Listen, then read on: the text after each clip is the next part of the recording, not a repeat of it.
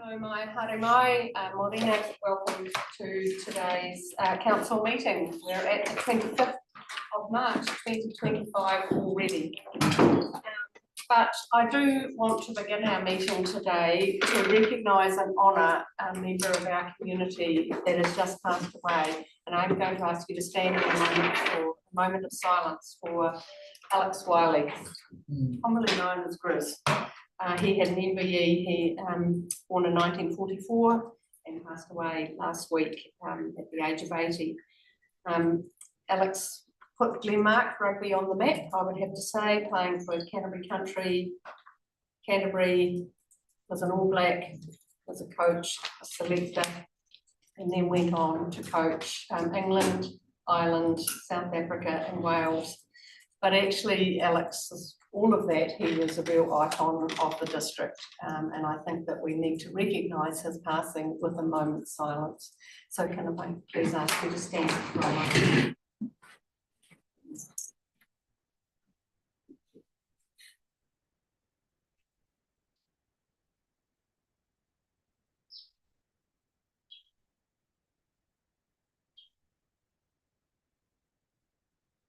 Thank you.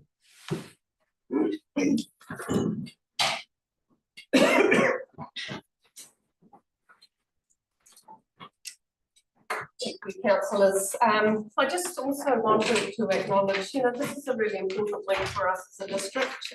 We've begun our community engagement with our community around local water done well. It was good to have councillor representation in Hanmer Springs and then Hardin last evening. And I just want to say for those two sessions, the quality of the inquiry and the tone of the questioning was really a great example of our community and how.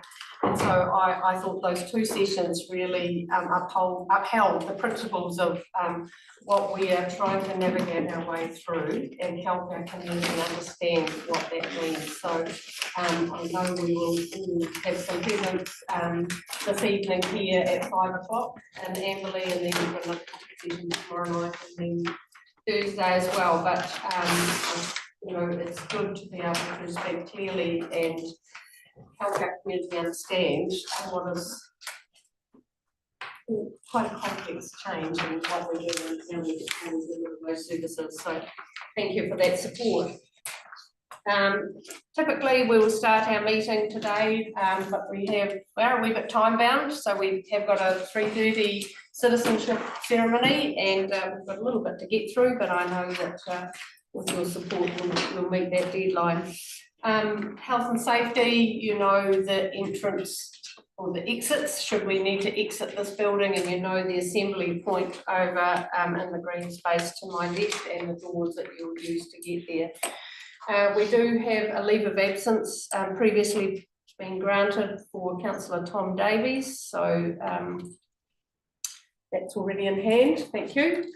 And the affirmation for us to begin our meetings typically gives us that opportunity to get grounded in the work that we've got in front of us. So we do pledge that we will faithfully and impartially use our skills, wisdom and judgment throughout the discussions and deliberations ahead of us today in order to make responsible and appropriate decisions for the benefit of Puranui District at large. We commit individually and as council to the principles of integrity and respect, and to upholding the values that we believe distinguish and enrich our district. Thank you. Councillors, you've come prepared with the agenda in front of you today, and with that in mind, is there any conflict of interest declarations that we need to receive today? I would just like to make mention on page 90 in your agenda pack, it's in regard to the Easter trading. We've received a submission from M. Black. And I just want to be clear with you all that it's not me. You know, I just want to have that transparency with you. It is, however, related to the Black family, to the Black clan, but it's not myself. Thank you. In the Graham, we have our recording device, and we're being live streamed and recorded. Thank you. Is there any? Oh yeah, we've got the restricted circulation of the PE minutes. That's already gone out with the agenda, though, hasn't it? Right? That's the only additional yeah. information. Yeah. So councillors have got that in front of them. So you're all welcome. Yep, that's great. So we've got 3 lots of minutes to get through, and we'll just work our way steadily through that. Our first set of minutes is the minutes of the 25th of February meeting on 2025, and we'll just do a quick page turn and just let me know if there's anything that you've picked up in your reading on for accuracy around those minutes. So page 4 and 5, 6 and 7. Note, sorry, on page 7, it's on the 4th line down, Graham, and it's starting with a sentence. She said it conveyed in a way that is not outside the realm of normal people. And I feel a wee bit as if that's not quite what we were reflecting to say there. So if we could find a more appropriate that sentence, I think it would be better. I appreciate that, if everybody agrees. Thank you. Page 6 and 7, page 8 and 9, page 10 and 11, and page 12. Spelling error there, that our council directs officers to draft. Yeah. Small errors, but however legible. So 12 and 13, and 14 and 15, 16, 7. Oh, sorry, Robbie, thank you. Just the bottom of page 15 in the last paragraph. I just wonder if it could be misunderstood. You said and noted that council was tendering less and can deliver projects for lower cost. I think what we're really saying is that we're receiving lower tenders. Just the wording. Yeah, okay. Just need to switch those a little bit. Yeah, I think you've got that too, Graham. Awesome, thank you, Robbie.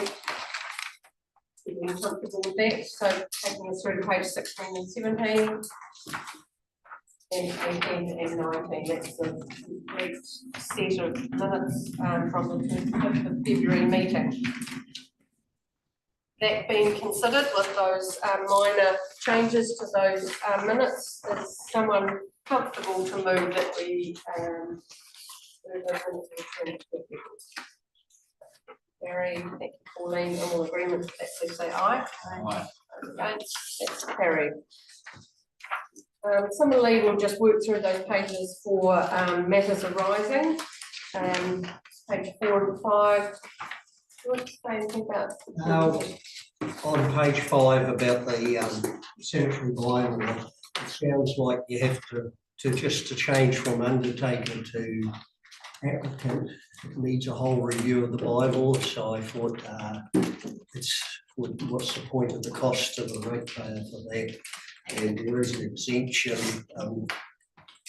goes down, but it's funny when we have to use an exemption when we could have worded it better at the start.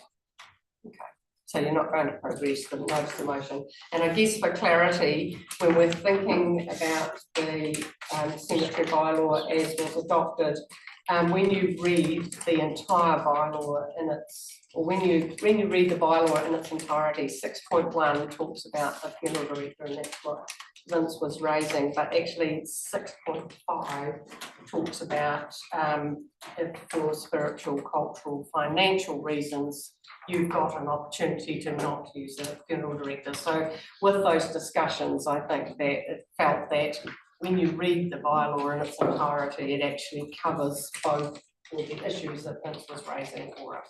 So I think there's a sense of comfort around that now, Vince, is that correct? We need to look at our wording and the bylaws so that we don't have to use exemptions. So there is confidence around that. So let's, further matters arising on page 6 and 7. Thank you, Pauline, and then Jared. I just wondered if there was any update in regards to the National Road ceiling decision. Through you, Madam Mayor. So we're out with letters to the residents currently, and they're reasonably slow responding, but we will go around and door knock eventually to try and get a response from the residents. I'll come to you in a minute, Barry, and then Vanessa. Thank you, Madam Mayor. As an extension of that, Hamish, what's the status of the tender process to go up to open tender? Is that underway now? I'll have to check that. Okay. Thank you. Vanessa. Chair, that was my question. Excellent, thank you. Thanks, councillors. We'll move on page 6, 7, matters arising on page 8 and 9. 10 and 11. 13 and 17 and through to page 18 and 9, please. There's no further matters arising for those minutes. Thank you. The next set of minutes that we need to consider are the minutes from the presentations meeting, which was held on the 4th of March. So just working our way through those as a page turn for matters of accuracy. So we've got page 20 and 21, 22 and 23, and matters of accuracy that we noted. In case someone would like to move that we receive those minutes to ensure an accurate record. Thank you, Karen. Thank you, Fiona. All in agreement to that, please say aye. Aye. That's okay. Karen, thank you. Are there any matters arising from the set of minutes?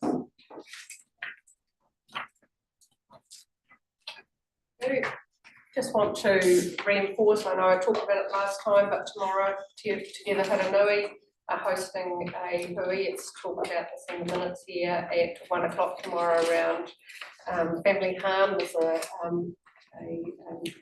presentation from the local police, from Aviva, from agencies that are working with families across our district. So if you have interest, you're more than welcome to attend that. Any other matters arising of those minutes through to page 23? Thank you.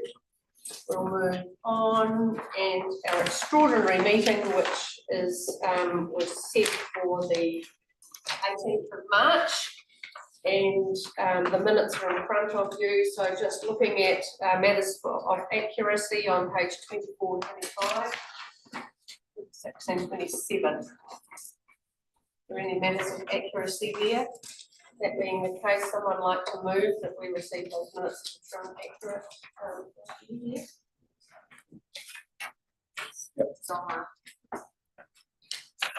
Oh no, Ross, you were absent at that meeting, I'm sorry. Oh, I didn't much. Okay, yeah. Yeah, correct, I was. Sorry, my apologies. So I just need to have someone who's present. So Robbie and Pauline, thank you. Mover and seconder, Robbie, happy with that?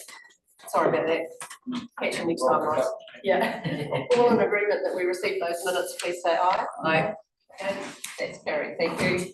And matters arising from those, that was a single item on that agenda for that day, and we've just talked about our consultation engagement this week. So is there any further questions around that? Through the chair, just related, I guess. I'm just interested in what the turnout was for the Dellwell consultations. Yep. Yep. So we've had 2, and in Hanmer Springs last night we had Dave and Karen and Tom present as well, but we had 10 members of the community. And then last night in Harden, Dave wasn't able to come in at prior engagement, but Karen was there, and there were 16 members of our community came to that presentation. As I said in my opening address, I thought the intelligence of the questions were really really high standard. I thought people understood, and maybe because we've had those media releases sort of building up to this point, but I thought the community were really engaged and wanting to understand the issues that we've been facing on behalf of our community. It's fantastic. have such a good turnout from the consultation. Yeah, that was good. Do you want to add anything, Karen? No, I agree with what you're saying. I thought it seemed like people came along with very thoughtful questions about the implications for a district in all sorts of ways. And I agree with you, Mario. I think that some of the press releases and so on that have gone out, people understood quite a bit about the context. And so when they got their document and heard from Hamish and Murray, they were able to, you know, come up with really probing questions, I thought. So I thought well attended and well engaged. Yeah, that's cool. Thanks, Karen. Dave, any comment? You were there at the Hammer Springs one? Yeah, nothing to add. Awesome. Great stuff. That's great. Okay, so of course we'll look forward to the rest of the week and next week as well. So that's great. Thank you. Thank you all. Looking back to our agenda now, we've got our known forward program on page 28. We've got the mayoral diary on page 29 through to page 30, and we've got the council working groups. And I'm going to just take those as read, unless there's any questions in any of those 3 pages. Someone happy to move that we received that information? Thank you, Karen. Thank you, Fiona. All in agreement to that, please say aye. Aye. Carried. Thank you. And when we talked last time about the working group, we just haven't got round to it, and we'll come back to you when the time's right, so that's fine. So councillors, we do have 2 decision items in front of us today, and the first decision item is around the draft fees and charges for the 25-26 year. It has been noted as a medium significance, I guess because of the impact across the district that it's been cover. And Hamish, you're responsible for this paper, so perhaps if you just talk us through those changes. And we've got in front of us the consultation time frame as well, so I'll do that with you. So every year we review fees and charges, and we go out to the community to have a look at them. The process that we go through is going through the community committees where they have a look at their fees and charges for their own local amenities, and then officers make some decisions about the rest of the fees and charges. As noted in the paper, some of these fees and charges are statutory fees and charges that are required to go through a special consultative process. Others, like all fees, etc., aren't required to go through that process, but it makes sense that we put the whole lot through in one process, so the community has one say on everything rather than trying to run 2 separate processes. So the plan is to put the whole lot through the special consultative procedure, and give the community a good look at them and ascertain what their views are. Fees and charges, where they've changed, a lot of them are changing on the basis of a CPI increase. There are some new there, cost recovery fees, and we have rounded everything because we have had a lot of suggestions from customers that having little numbers doesn't suit them and they want to see rounded numbers, so we have included that in this year's fees and charges. Happy, I think, to just go through them and work through them page by page, Murray, and councillors have questions about the charges, and you can find his answers. Yeah, I think that's great. So if we just turn to page 35, and if we do a page turn, perhaps you can ask the rationale behind the change, and you can about 3 pages read well enough for you. So if we look at page 38 as the first that we can see for your councillors. Just through the chair, if I may. The appendix with the proposed fees and charges, is this the document that will be available for people wishing to make?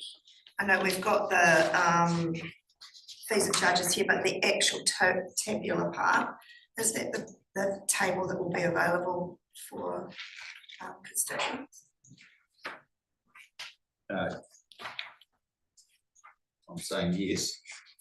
I don't have anything else there, so yes, that will be the table. So they'll get to see everything. Yeah, Yeah. I guess just a question / comment. I just noticed in reading through that there are a number of items where within the box, the end part of the explanation or the item rather has been cut off. So like, just as an example, on page 39, inspections to investigate nuisance complaints, re animals in stock, and then it's brackets not, and then it's not completed. Yep. And there's a number of those examples throughout the document that might I guess Yeah, just make a difference to the meaning of the fee, yeah. Yeah, that's quite But so I'm happy to perhaps just pass on where I've highlighted. Yep, that would be Yeah. great. Yeah, it's probably just a formatting. yeah. Thank you. Just a question on that complaint investigation.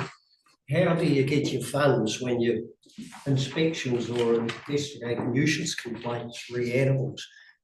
How do you claim the money? Because who are you going to charge?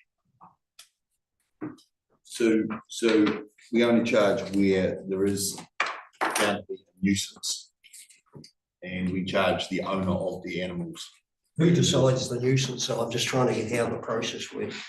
So nuisance is defined largely under the Act, and I mean there's different types of nuisance, but nuisance barking is the common one that we get, and generally if there's a complaint about nuisance barking and we find that there is nuisance barking, then we've got to put a bit of time into it, and somebody has to pay for that. And in this case, because when you're making decisions about who pays, it's who are the beneficiaries and who's the exacerbator of the situation. In this case, the dog owner is the exacerbator of the situation, and it's appropriate that they should pay rather than the people that benefit from the barking being stopped. I guess we've got, I mean, this is, we've already got an existing fee for that, so we must have some good procedures to enact that. This is just an increase to that fee of doing that work, I guess, once it's what we're talking about. Do you have much success in getting the money out of them? Reasonable. I'll just go back a line, actually. The pre-application, I'm just thinking about the alcohol licensing, the pre-application meeting with alcohol inspector, is that for someone seeking wanting to apply for a manager's certificate or an on or off license or whatever? Yes.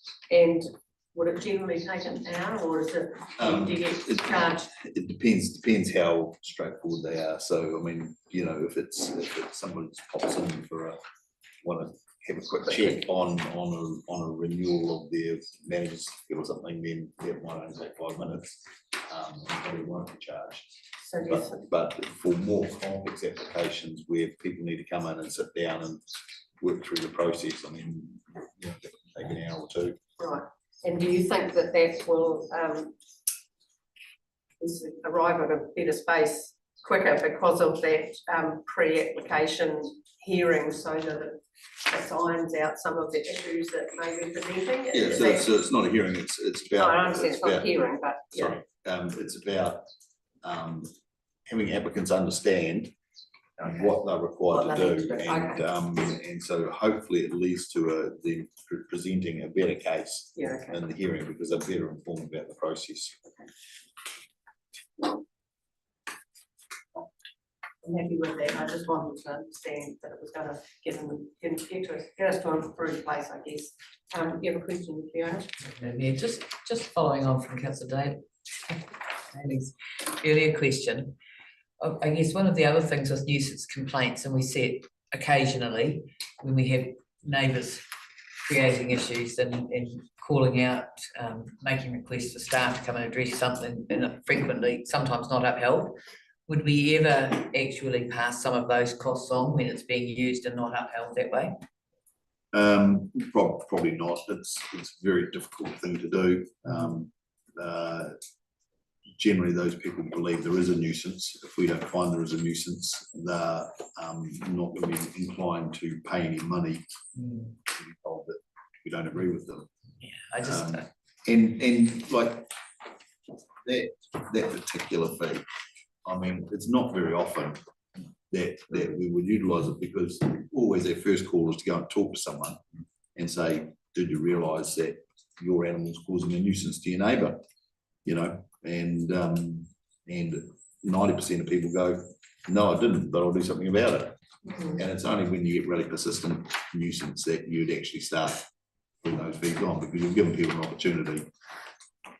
I understand that. I think we had a rooster that had a visit once. But just, I know the other one doesn't happen that often, but I do know that there has been some issues with that over time, and I understand the inability to collect, but it's frustrating when staff's valuable time is used like that. Probably isn't a solution to it. So thank you. Thanks, Fiona. Dave, you had a question? Yes, through the chair. So with dogs, what about in the case where a dog's been disturbing stock?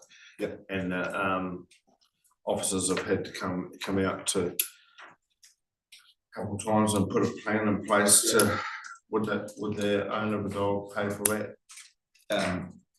Yes, depending, yes. I mean, if we catch the dog, we'll impound it, and then the owner's liable for the impound fees.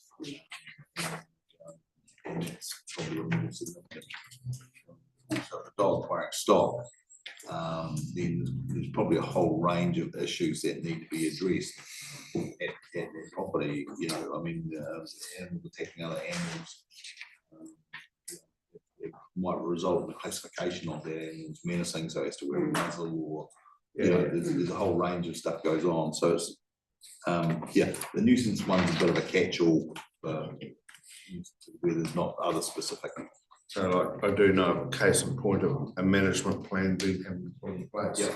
So would the owner of the dog have to pay for the time in the management plan, or is that goodwill? Potentially, it depends on a case by case. I mean, most of the time, a lot of these things are held in reserve rather than being expressed, because we're much better to work with people to achieve an outcome rather than say, here's a fine and we want to achieve an outcome. It starts you off on the wrong foot. So, and if people are willingly working towards an outcome, try and achieve the result, there's no point in you know, hitting them with a fee. So that's generally the way that we work. Everyone's understanding? Very. Yeah, great. Let's move on to page 40. Are there any questions through 40 and 41 of councillors? 42, 43? Oh. My hands up there, so I'll go to Ross and then Pauline. Thank you, Madam Mayor. Just regarding the government and other levies regarding building research. What page are you on? Oh, it's on 43. Sorry, in the middle there. So the 0.1% value of the estimated project over 20 grand. So that's actually what we would pay. That's the cost. We don't have a clip the ticket on that. No, it just goes straight through. Okay. I'm just wanted to clear on that. DIA, rather. And Pauline, you've got a question? Sorry, not so much a question, Madam Mayor, but just a comment. I'm back on page 41, under project information memorandum, the alterations and additions. I think there might be a 0 missing off the build value number there.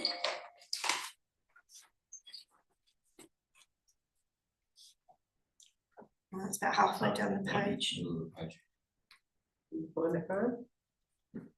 So are you talking under project It's information? under memorandum? project information memorandum or planning check, and it's the 5th box. Alterations and additions, commercial, residential, up to. Yeah. Sorry.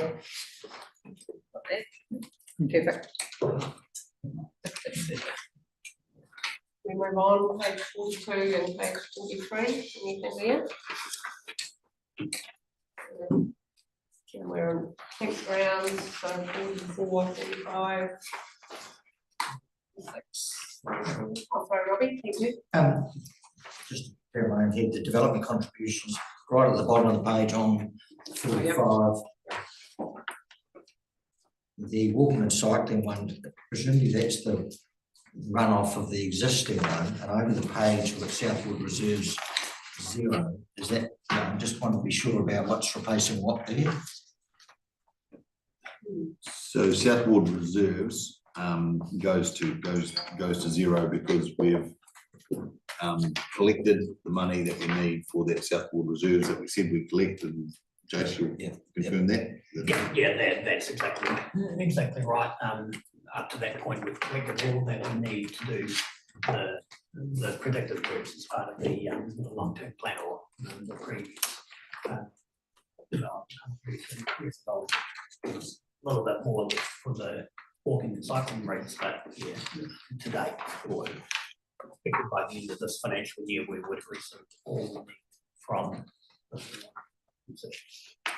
And the walking and cycling one, is that the existing one? Yep. It's not running out, being replaced, or how long does it sort of go before it? I think it's only got another year after this one. And again, it is just based on the total projects that we were collecting the DCs for, the growth portion related to that, and then the amount of time that we collected over. Happy with that, Robbie? Yeah, all good. Yep, thanks, so I think Vince, yeah, thank Vince. Oh, just the library expansion, that's to everyone in the district, isn't it? Yeah. Yep. No change to the. Okay, so are we happy, councillors? We'll move on to page 47. 48 and 49.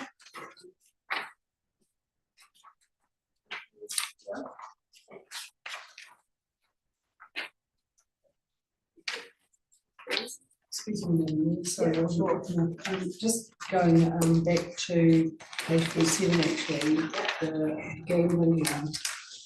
This is just my ignorance really. Do we have poker machines? The poker machines, yes. Is that what this is? Yeah. And so is that per machine or? I can't answer that off the top of my head. Premise. Per premise? Per premise. That policy will be coming to the scheduled community committee meeting shortly. Okay. We'll find it there. Thank you. Good, thank you. Interesting, this little things just spark another question, isn't it really? So thank you. So 47, 48 and 49. Thank you, Vanessa. Through the chair, just at the bottom of page 50, under health registration fees, hairdresser, can someone just clarify, not what hairdresser is obviously, but what's its place?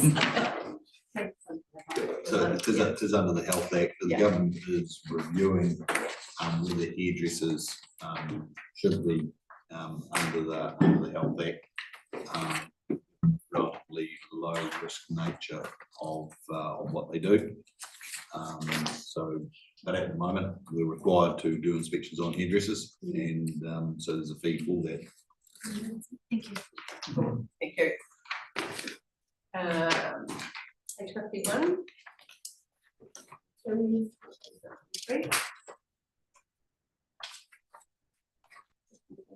55. Excuse me, sorry. Yeah. On page 54, just the littering infringements, and it's obviously been here all the time, and sort of a Vince question really, who enforces? Does someone have to be spotted by a council person, or can a member of the public dob someone in and be followed up? Yeah. I'm not familiar with it. So generally for very minor littering, follow up by us would consist of a phone call saying, don't do it. And I don't recall us ever putting $100 fee on somebody for very minor littering. Yeah, just as someone who does wander around the roads a bit and see all the rubbish in the water tables, and it's like, oh, I could, if I see someone littering, I could actually potentially say, hey, look, you realise there's a fine for that? Yeah, so if we're applying fines, then we need a robust chain of evidence, just as any other enforcement agency does. So your word that you saw your neighbour flick a cigarette butt out the window isn't necessarily going to cut the mustard. We'll give them a ring. If they said, yeah, I did that, sorry, then we're not going to send them a fine. Yeah. Yeah, no, thank you. It's clarified that. We do use the next one, the medium and the major littering. If we can get evidence, and normally when we have that dump rubbish, what we're looking for is name and address evidence that leaves. So there's been a lot of, I mean, it was on Facebook, I think, the Waikato Riverbed, you know, and if we can get evidence when our compliance people go out and of an address or we would use these infringement factors, yeah. Okay. It's a huge cost. I've certainly searched some bags and at different times down there and looking for envelopes that could be. Yeah, shameful indictment of it. Anyway, we will move on. We know we've got a process in place. Page 56. Clarify for me, Hamish, the Queen Mary Hospital Historic Reserve. So the Hamish Springs Community Board proposed that 7% increase on those fee charges for 1 to 400, and as indicated here. Is that correct? Yep. Have you got anything else on that, Jace? The Queen Mary, the 7% increase at Queen Mary proposed by Hamish Springs Community Board. Judith? You used to me. No, I can't give you anything else on that, but I understand that that's been through the community board, and that's what they've said. Okay. That's the Must be recommendation. something about unusual because it's a district reserve. Yeah, well, that's kind of what I was querying really, and shame Tom's not here to help us out really, because he would have been part. So they proposed a 7% increase. We've included a 7% increase. It's up to council whether council accepts that or not. Yeah, okay. Yeah. So I guess we'll go out with these figures and. Well, you don't have to go out with these figures. No. What I'm saying is, because the first part is that council accepts what's here. And if you accept what's here, then you go out with it. But if you don't accept it, you might say, we accept it with the following changes. So, I mean, this is your prerogative to do that or not do that. And as Stuart said, it is a district reserve. Yeah, so I would question that increase, to be fair. And I'm keen to get some feedback from you all, but I think, you know, we've actually just inserted those fees or reviewed those fees last year, I think, it's a annual review. And we got quite a lot of feedback on that, so it would just seem as if we need to apply some caution to those costings, so. Your hand up there. Just as an extension of In that, there, yeah. Madam Mayor, that's for the historic reserve. If someone wanted to run an event, whether it's 1,000 people or 5,000 people on Queen Mary South, on the big open area outside Rutherford, if they wanted to hire that, should we have a charge for that? Should we be? Well, we just handle that on a one-off basis? We could put in a charge for it, but I'm just. Yeah, I mean, I haven't considered that. Now that we own it, and it's not a reserve, that's why I just really raised the question that it's in no man's land at the moment. It's not in the schedule. It's green space available potentially if someone wanted to make an application. So we've got 450 properties around the district, and they're not all listed, but I'm sure bespoke arrangements could be come to if somebody wanted to do that. And maybe Gary, in time when that space is more healing, yeah, to an event, it might be that we consider it could be this time next year, maybe, who knows, yeah. A few hands up, so I'm going to just go around the room. I've got Robbie, then Pauline, and then Karen. Oh, maybe can I go to Jason first? Have you got something to clarify? Yeah, just clarification, the fees and charges were taken to the 18th of November meeting of the Hemel Springs Community Board. The resolution from that meeting was the Hemel Springs Community would agree to a 7% increase to all fees and charges. But the narrative around that suggested a 7% increase would be appropriate for all fees and charges, and supports the board's goal of having the amenities account essentially out of debt within the next 10-year period. So there may be a bit of just a mismatch between whether that is jurisdiction of the community board or whether it's district reserve. So certainly you'll see through the document anything that is pertinent to the community board jurisdiction has a 7% increase, and whether the historic reserve sits under that gambit or not. So yeah, may just have been misinterpreted by Yes, okay, so probably feels more comfortable to me to keep the fees as the current fee and feedback, get further feedback if we need to adjust that when we review it after consultation time. That would be my feel. I'm getting a few nods around the table. Is that, am I reading the room right? So it looks like that, excuse me, that new fee should be deleted out of this consultation document. We need to get a mover and seconder for that. I think when you move the acceptance of the fees with the operations. Yeah, okay, we'll do that. Someone will remind me of that. So we've had a bit of conversation around that one, Robbie, and then I think Vanessa, and then Karen, and then Pauline. Thank you. I just wondered as a benchmark what the CPI increase is across the board percent, what was used there? 3.1. It would have been 3.1 of that would current CPI is 2.2, but this was, this goes back.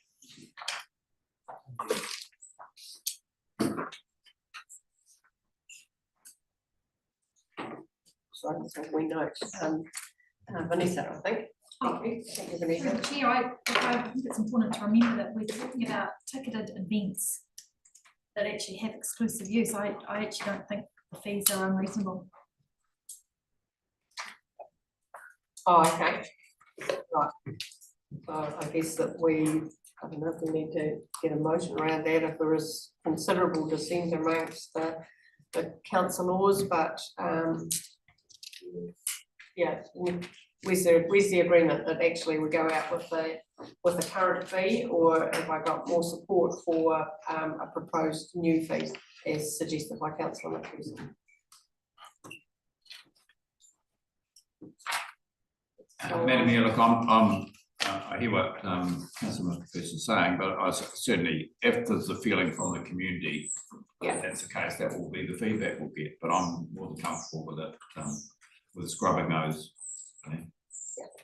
Okay. It's good, because we've heard that, and I guess we'll adjust that when we get a chance through the consultation. So, but thank you for raising that. I think I'll go to Karen now, and I then think it was Pauline and Mayor and then myself. you go, Karen, and then I'll go to Pauline. Mine actually didn't relate to that, it related to the little slot, the little section above that. I'm just confirming, I presume that money goes to the track network. Jace or Judith, can you confirm that? That's correct. Any track levies are held for the specific track network group, right. Which complements the rate money that the Hamilton Community Board puts into as well. Okay, thanks for that. That's all I think, Karen. Pauline. Oh, thank you. Through the chair, two questions. The first is page 55, right at the very bottom, the reserve revocation deposit. Some explanation around that. So is that if a member of the public wants to revoke, or what does that actually mean? I presume if somebody wants to initiate a reserve revocation, we ask them to pay a deposit of $5,000, so we don't charge ourselves $5,000, it's if somebody else wants Okay. to revoke. Thank you. I thought that might be the case.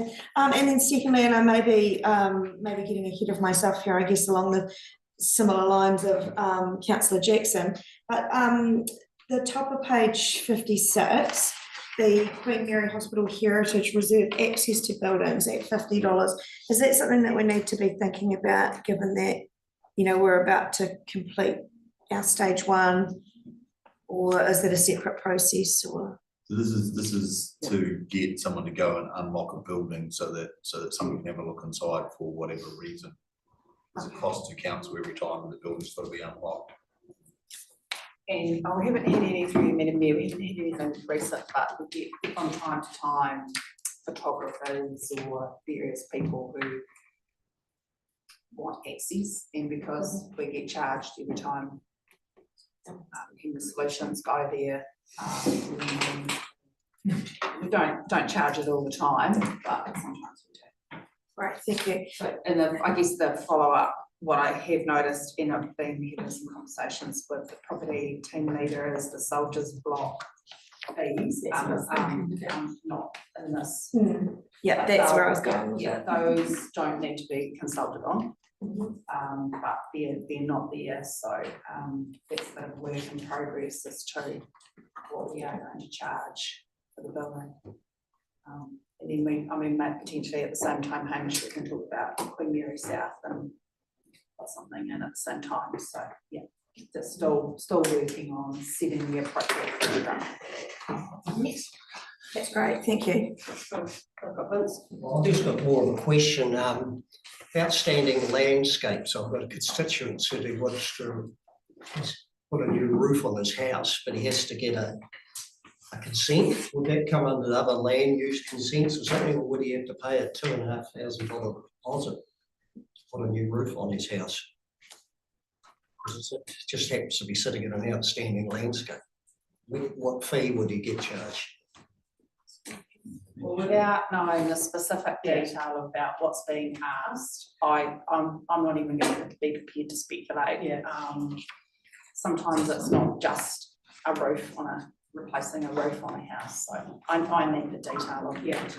Like, I think it's a good question that you're raising on behalf of your constituent, Vince, but it probably is better, you know, refined to understand and how, you know, with Judith or an officer that can give you the accuracy of the information that you're seeking. So are you comfortable with that rather than sort of bringing it? It just shows you how people get captured with designations of areas. And, you know, if it's 2,500, I'd just be in the fees and charges somewhere, wouldn't it? Yeah. So I think it'd be best to have that conversation.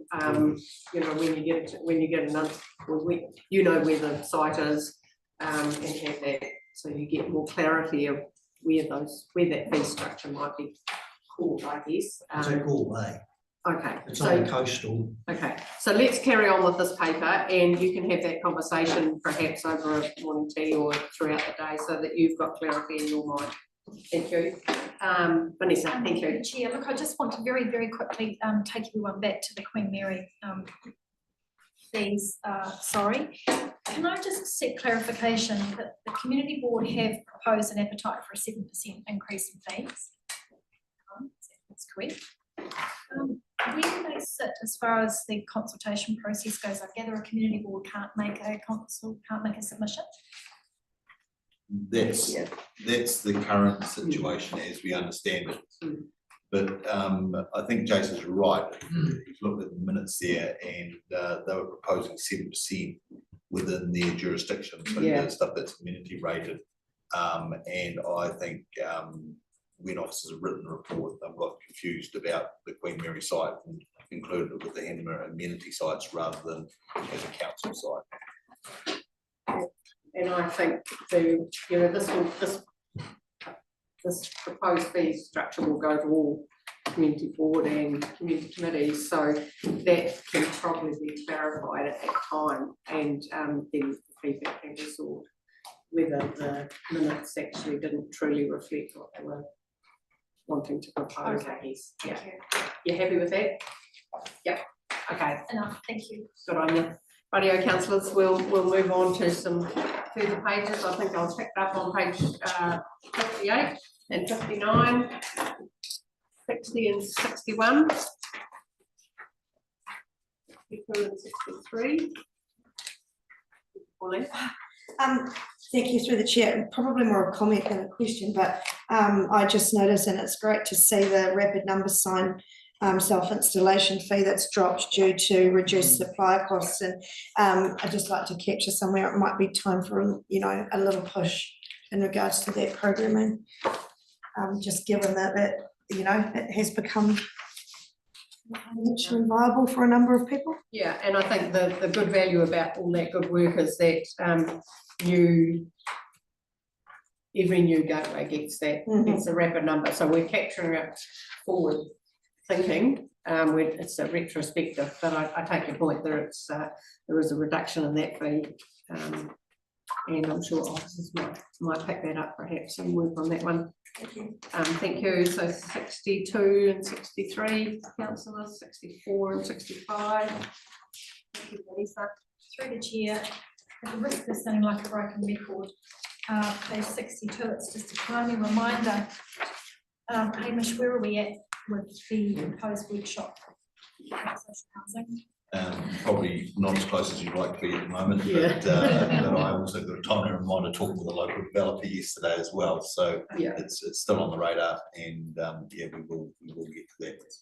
I think with these proposed fees and charges, there is some urgency to it. Yep. So thank you. Yeah, and I think you'll have trusted support around the table for that one. Thank you, Vanessa.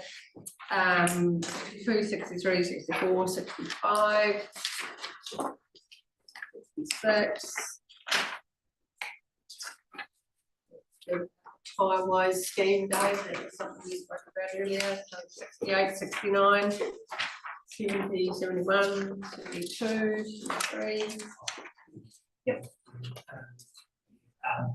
73 there, Yep. just similar to the red comments below, number 9 talks about for new connections to take water from existing water supply. Council will meet the first of the costs of a new connection for up to the first 20 metres inside the road reserve from the point of water supply. Now, the intention was that the bylaw/policy regulating three waters, that component will be removed and allowed for that as part of the long-term plan, because in the current financial year 1, we've got a capital budget for those items of about 85,000 for both rural and urban. But for year 2, it's been deleted from that point onwards on the basis that that component of our bylaw or our policy will be revoked. And so it was just, I suppose, just a salient point to make that known as part of this fees and charges, that component will change. So I think that is still the desired approach based on the capital program and in the annual plan or the forthcoming annual plan, and which mirrors the long-term plan. So there just needs to be a little bit of rewording there to highlight the fact that from the 1st of July, that the responsibility to connect to an existing water supply is entirely on the applicant. Yep. Sorry, I'm just trying to capture that so that we get, you can get that in a resolution at the end. Thank you. Okay, thanks, Robbie. Page 66, I hadn't picked under waste and recycling. I hadn't picked up on it before, but I wondered what the thinking was around it. Commercial recycling collectors are going to charge $261 a tonne. Individuals free of charge. I just wondered, look, is that sending a good message around the recycling? What the thinking was around that?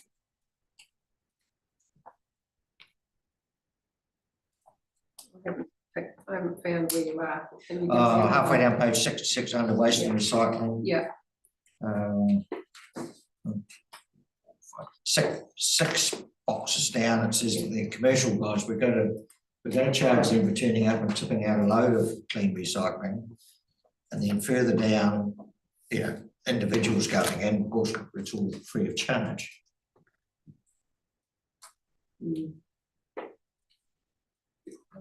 same sort of waste though. Who's the individual? Oh, there you go. Yeah, okay, so we need to check that there's some accuracy around that, or is that the thinking from the? Well, there's a cost to doing that, and ordinary ratepayers pay a fee for the facility. Commercial recyclers aren't paying the same magnitude of fee for the facility, and so they charge per ton. I don't understand that. Okay. Happy with that discussion? Great. So we're going to jump back to 72, I think we're at. And, sorry, Dave. Yep. Maybe I'm a bit confused. You've got on page 66 and then 70, you've got tire wise, and then you've got charging for tires. Okay, wait, and 70 is a charge per tire. So we have 66 and it's free of charge. And what is a double up? Yeah, Kimberley Station's free. Yeah. Page 70 is referring to Chevy Colvin and Wire, Right. because it's a transport cost, because otherwise only operates.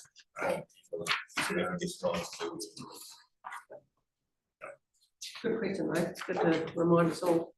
That's great. So that gets us through. Oh, sorry, Vanessa. I'll look up more frequently. Through the chair. Yeah. Just to touch very lightly on what Councillor Broughton has raised, and I could be getting down a little rabbit hole here. But just look, the issue he has raised, could we consider the fact that there are a number of residents that actually don't essentially have access to a collection, recycling collection as such, talking rural residents, who do actually access and utilise the commercial operators? I mean, if we're to consider that, could we not perhaps be a little bit softer on these commercial collectors who are offering this additional service? Through Madam Mayor. So if you're a residential user of the recycling service, you pay for your bags, pay to cover the collection costs. If you're not, you're paying somebody else to do that. Yeah, I understand the argument, but this is the way we operate. If we don't collect the fees from these people, then we'll have to find the money from somewhere else, and it'll either come back on the general ratepayer or users of the system. While I appreciate that, I know that this has been raised before. In reality, looking at the reality of it, I feel that these operators are offering a service that is lacking, that a lot of residents have raised that's lacking. I just feel that a $20 increase at this point could be a bit softer. So I'm not sure everyone is advertised for that, but I'll just put it out there and have to move on if there isn't a consensus. Thanks, Vanessa. So actually, just a bit of a clarification, I guess, in the rural areas, do they actually pay that? Because if that's part of the collection process and the collection fee, and that's only where there's collection available, is it not? So in a rural area, then you wouldn't be contributing that amount to the. So they wouldn't be paying twice. So I guess I'm just trying to figure out effectively by buying a service outside of the collection area that they're not also paying the fees already to the waste. So that's clarified that to me. Okay. So I think if there's any more discussion on the proposed fees and charges that we've got in front of us on the spreadsheets, if I can just take you through the pages on the consultation document now. we can have a wee look at that. Are you happy with the way that is written and proposed? It's got the timeline at the back of the submission form. Have you looked over those documents and feel that they are worded appropriately to invite feedback from our community? Thank you, Pauline. Thank you, Madam Mayor. I'm just through the chair, just looking at the feasible options on page 77. So we've got option 1, 2, and 3, but just given the discussion that we've had around the proposal by the Hammers Springs Community Board to increase the district-wide Queen Mary Reserve fees. Just before we go into that, I'll just stop you. We think that has been mistakenly included by an officer, so it's not actually a proposal by the Hammers Springs Community Board, so that's what we think has happened. Okay, well, I was just using that as an example, but I noticed that we can either adopt them, we can have the status quo, or we can revoke or lower them. There may be some instances where someone could come back and say, hey, actually, we need to raise the fees for this. And I guess perhaps the Queen Mary could be an example. So, I mean, I know it's unlikely, but there actually isn't an option where we can actually raise the fees. If someone comes back and says, hey, we want to get rid of our amenities debt or whatever. So could that be folded into, should that be folded in? I know it seems like an unusual request, but there is an absolute possibility that, you know, people may look at it and go, hey, what you're charging for the tin shed, for example, is far too cheap. And I know that South Ward's already made an increase there, but I'm just throwing out an example.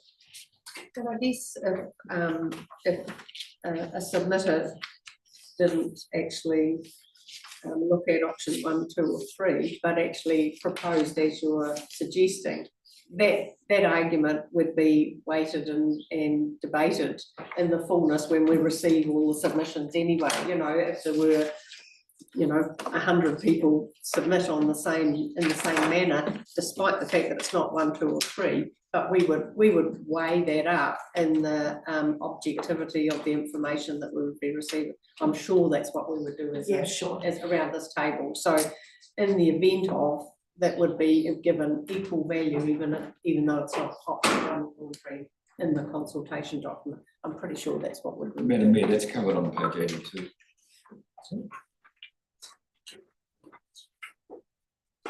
Changes I would like to see. Yeah, fair enough. Okay. So I guess I was just exploring, making sure that we're not discounting that for submitters. But yeah, I understand exactly how our deliberation process will work. So, Madam Mayor, I think it's a reasonable point, and I mean, head officers, we consider highly unlikely that people are going to come and say we want to have a fee increase, and so we haven't included as a feasible option, but yeah, maybe we should consider that for the future. What are people likely to come and say? You know, I want to increase my rates, I want to increase the fees or whatever, because potentially they could. But I mean, I think there's a pathway through for this consultation. I'm happy with Maybe that. we should look at it in the future. yeah, okay. Sound fair? Reason? Yeah, Sound? absolutely happy with that. Good discussion. Thank you, Robbie. Oh, just is it not as simple as option 3, revoke or alter instead of more? That might be an easy solution. All right, good discussion. Is there anything else as far as the consultation document? We've gone through the fees and charges as proposed. Anything else that you have picked up on that? That being the case, councillors, I'm going to take you back to page 32 in your agenda, which looks at the recommendation in front of us that council accept the proposed fees and charges as detailed in Appendix 1. Council adopt the statement of proposal for fees and charges 25-26 as attached. And then before we do that, I just want to talk about the timeline for this a little bit. Oh, okay. Because this is a statutory consultation process. And you know, obviously we have to kick that off, go through the proper statutory timeframes. At the same time, we're looking at an annual plan. And often we'll go out with these two things together, the fees and charges and the annual plan, have the hearings at the same time, et cetera, et cetera. So we've got a timeline here, but we're not sure at this stage whether we have to do a special consultative procedure on the annual plan or not. So under the Act, if the annual plan is largely in line with the LTP that we've already consulted on, then you don't have to do a special consultative procedure. We can just go out and engage with the community on it. So I guess there's potential that the timeline might shift a little bit for this, because if we're doing a ECP for the annual plan, we may as well save some money and do the both together. If we're not doing an ECP for the annual plan, then we might choose to run them as separate. One, this has a consultation, and the other one is an engagement. So I'm just highlighting the fact that councillors might need to note in the resolution that there might be some changes to the timeline. Is that clear? Yeah, yep, that makes sense to me to, if we could manage that. I mean, I wasn't aware of that discussion, but I think if it would make sense on behalf of our community to, you know, bring them out to a cold war on one occasion to do two significant jobs or what, you know, so I'm relatively comfortable with that, and I get that support around the table. So if we look at the recommendation, we have got the things that I think I've covered, a formatting that Pauline has talked about, like some of the ends of sentences not there, so Pauline, if you can get that information. The adjustment in the proposed for the Queen Mary Hospital site fees and charges proposed. The rewording to the water supply connection that Jason has talked about, and the possible changes to the timeline for consultation, dependent on whether we're consulting with our annual plan as well. So they're the three considerations that you might need to fold into the recommendation. Have I missed something? Did you miss the missing 0 as well? Oh, well, I was assuming it would pick all those up actually, to be fair. Yeah, so I missed, yeah, sorry, Karen. And just Robbie's point about the change to the word alter. Yeah, beg your pardon, thank you. Yeah, awesome. So I think that's picked up the, other than the formatting and some of the end of statements and zeros and whatever's. We've got that needs to be folded into the recommendation. So having gone through that document and understanding the context and the time frame, is someone willing to look at that recommendation inclusive of those amendments to the proposed fees and charges and statement of proposal? Thank you, Karen. Do we have a seconder? Thank you, Fiona. Is there any further queries or questions? That not being the case, I'll put that motion. All in agreement to that, please say aye. Aye. Those against? That motion's carried. Thank you. Thank you, everybody. I think that it's a lot of work to get through, isn't it? So I think what we should do now, I know Andrew's waiting in the wings. Sorry, yeah. So if we change that to alter, we need to change the commentary underneath as well, because at the moment it talks about lower. So the impacts of paying a higher amount. So you understand that? Yes. Yeah. There you go. Thank you. That's great. And at what point will we know if the timeline changes around the annual plan? Try to make contact with auditors just to get some clarification on that. I hope to have that clarified before we meet next week to talk about draft budget. Okay. Ideally soon. Yeah. Okay. So there might be a slight adjustment to this depending if we can fold it all in together, if that's what, yeah, okay. So I guess councillors, that's sort of, we're just waiting to nail that down really. Yep. Yeah, okay. You're comfortable with that? Radio. I think what we'll do is rather than get into the Easter Sunday shop trading policy review, we will break for morning tea and adjourn and be back here at 10:50, so 10 minutes. Thank you.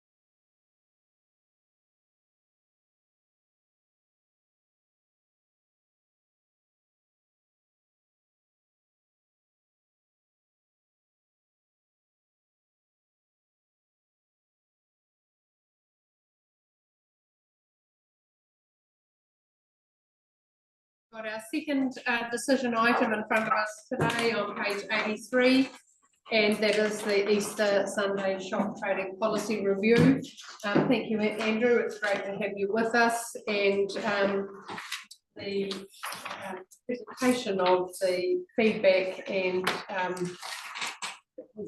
it's great to have that summary in such clear feedback. So we will just hand over to you to perhaps take us through the points that you would like to note, and we'll have a bit of a discussion about it and see where we get to, but thank you for your time around that. Thanks, Madam Mayor. Yes, so we have an existing Easter Sunday trading policy, which is due to be reviewed by 28th March this year. If it's not reviewed in that time frame, the policy becomes revoked. So we did a quick review and considered that the existing policy remained fit for purpose. The reasons for that are set out in my report. I don't think I need to go through it, but I'm happy to if you think I do. Consultation ran from 3rd February until 3rd March this year. We received 16 submissions, 14 were in support with no change. They're set out in summary in Appendix 1 and in full in Appendix 3. We had 2 submissions opposed. In summary, they were opposed for the reasons that there are a few days of the year that shops are closed and that Easter Sunday should be one of those days that's extending it. And I guess in summary, the reason we suggested it shouldn't is that the existing policy provides a balanced approach. People can choose not to work without penalty from an employee. The Shop Trading Act 1990 provides that opportunity. Yeah, so our recommendation is that the policy be rolled over without change other than a small administrative change to the reference in the policy, in the review section. Taking questions. That's great, but I think we've had a look at this policy, and I guess it's heartening to know that the policy today, with those minor changes, actually has been fit for purpose for our district over a period of time, notwithstanding the submitters who have informed us and about the right for one day when they can be with their families or for their personal or religious or cultural reasons. So there is a good backstop within the policy for that provision for individual members without any significant detrimental effect to their employment status. So look, I think Sorry, I should have done this before, I just noted conflict of interest. So you take no part, is that what you're saying? Yep, no, that's cool. So, I mean, I think that the summary of the submissions has been well documented. You will have read the submissions in their entirety. I think that Andrew's done a really good job, and I don't feel as if we need to go through those one by one, assuming that you've all read those submissions and understand the intent and the tone of the submissions, and appreciate, I guess, that the policy has been fit for purpose, and we understand the reasons why. In fact, I think one of the submitters made a point more than anything that she didn't expect the policy to change, but just felt that consideration about Easter Sunday being a day when you can pull your family together. But anyway, look, I'm happy to answer it, take any questions from councillors if there is. If there isn't, it would feel as if we might be of a mind to move this one forward. But Vanessa. Through the chair, I feel that the current policy is, as you say, fit for purpose. It's robust and ultimately it's fair. And I think on that basis, it meets the needs of a contemporary Haranui district. So I'll be happy to move the officer recommendation. Thank you, Vanessa. I will accept that recommendation as written on page 84. Happy to second and just comment. I think it was great to see that there was a reasonable amount of engagement and clearly brought out submissions. So it's good. That's great. Is there any other comment from councillors? Thank you, Vanessa, for moving the recommendation and Fiona for seconding the recommendation as written on page 84 of your agenda pack.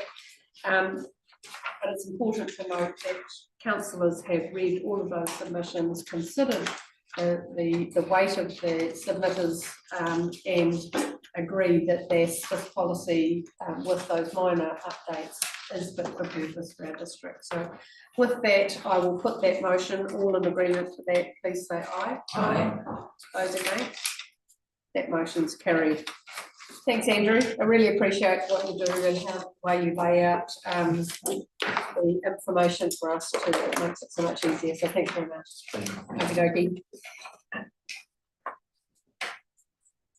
Right, councillors, if we just now move to page 12, it is.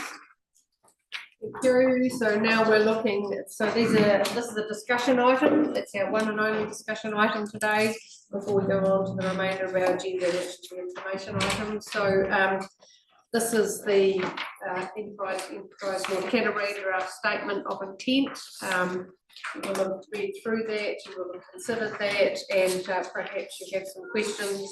Hamish, this is your paper, so if you just want to step us through that, and then we'll clarify any questions or suggestions to report back to ENC with. Thank you. Thank you, Andy. So I just note that the development of the SOI and this part of the process where council provides feedback as part of the statutory process for CCOs, but I think the paper is self-explanatory and take any feedback on the SOI that council wishes to provide to ENC. So you've got that SOI in front of you on page 115 through. Is there any comment that anybody would like to make? Are you willing to confirm the intent as written, or is there something you'd like to clarify? Is that a hand up, Robbie? Yes. It is? Well done. You're up It first. wavered, but then it went. Thank you. Probably more a comment than anything. And I'm glad that our farming sector, our dairy industry and things like that are now playing part. To me, in the Huronui, in the Waimak, the Enterprise North Canterbury has two roles. In the Huronui, we basically use them for one role, and I'm just seem encouraging the sort of more the engine room rather than necessarily all the nice things.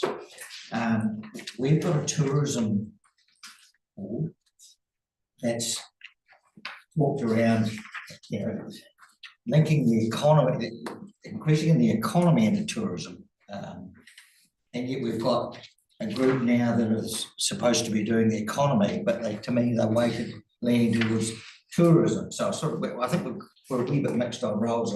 I am pleased that they're now broadening away from just cafes and matching menus and things like that, and recognising that there's more to the engine room that they're really than nice to have. So you're sort of saying it's reflecting more. Yeah, I think it's trending the right way. I just think there's a bit of an irony there that, as I say, here we are in tourism saying, there's more to get X amount of money coming into tourism through a couple of methods. And we're sort of saying, well, hang on, everyone benefits. How do we, this plays part of the local economy too. But I feel perhaps we've in the past, Enterprise North Canterbury, which to me should be around the enterprise and the economy, is maybe a bit tourism orientated. Just a portion of it, Gary was saying. Okay, but for all intents and purposes, I'll stop you in a minute, Vanessa. On your read, the document feels fit to take us through the next 12 months. Tracking a better direction, yes. Okay, that's cool. Okay, well, that's good feedback. Vanessa. Through the chair, just to further to Robbie's comments, that there is, and we have discussed this a lot previously within the tourism realm, that there is a very distinct overlap with what the Huronui tourism are doing and what ENC are doing, and I think that does open up a conversation for some kind of economic development autonomy possibly in the future. But in saying that, I have wanted to know for quite some time, we've had some statistics come through from ENC, and I've been wanting to know what the district breakdown is. So if I'm able to briefly share just some information, which I thought was quite encouraging, that I received yesterday. With regards to the North Core stats in the 6-month report to council, out of the 38 hospitality businesses, 33, I beg your pardon, 17 were from the Huronui. And out of the 48 producers, the clear majority of those were also from the Huronui, which I thought was actually also very encouraging. And when it comes to the business support, business attraction, there were 29 businesses, 21 of those were Waimak, 8 from here. Business startups, 31 Waimak, 2 from the Huronui.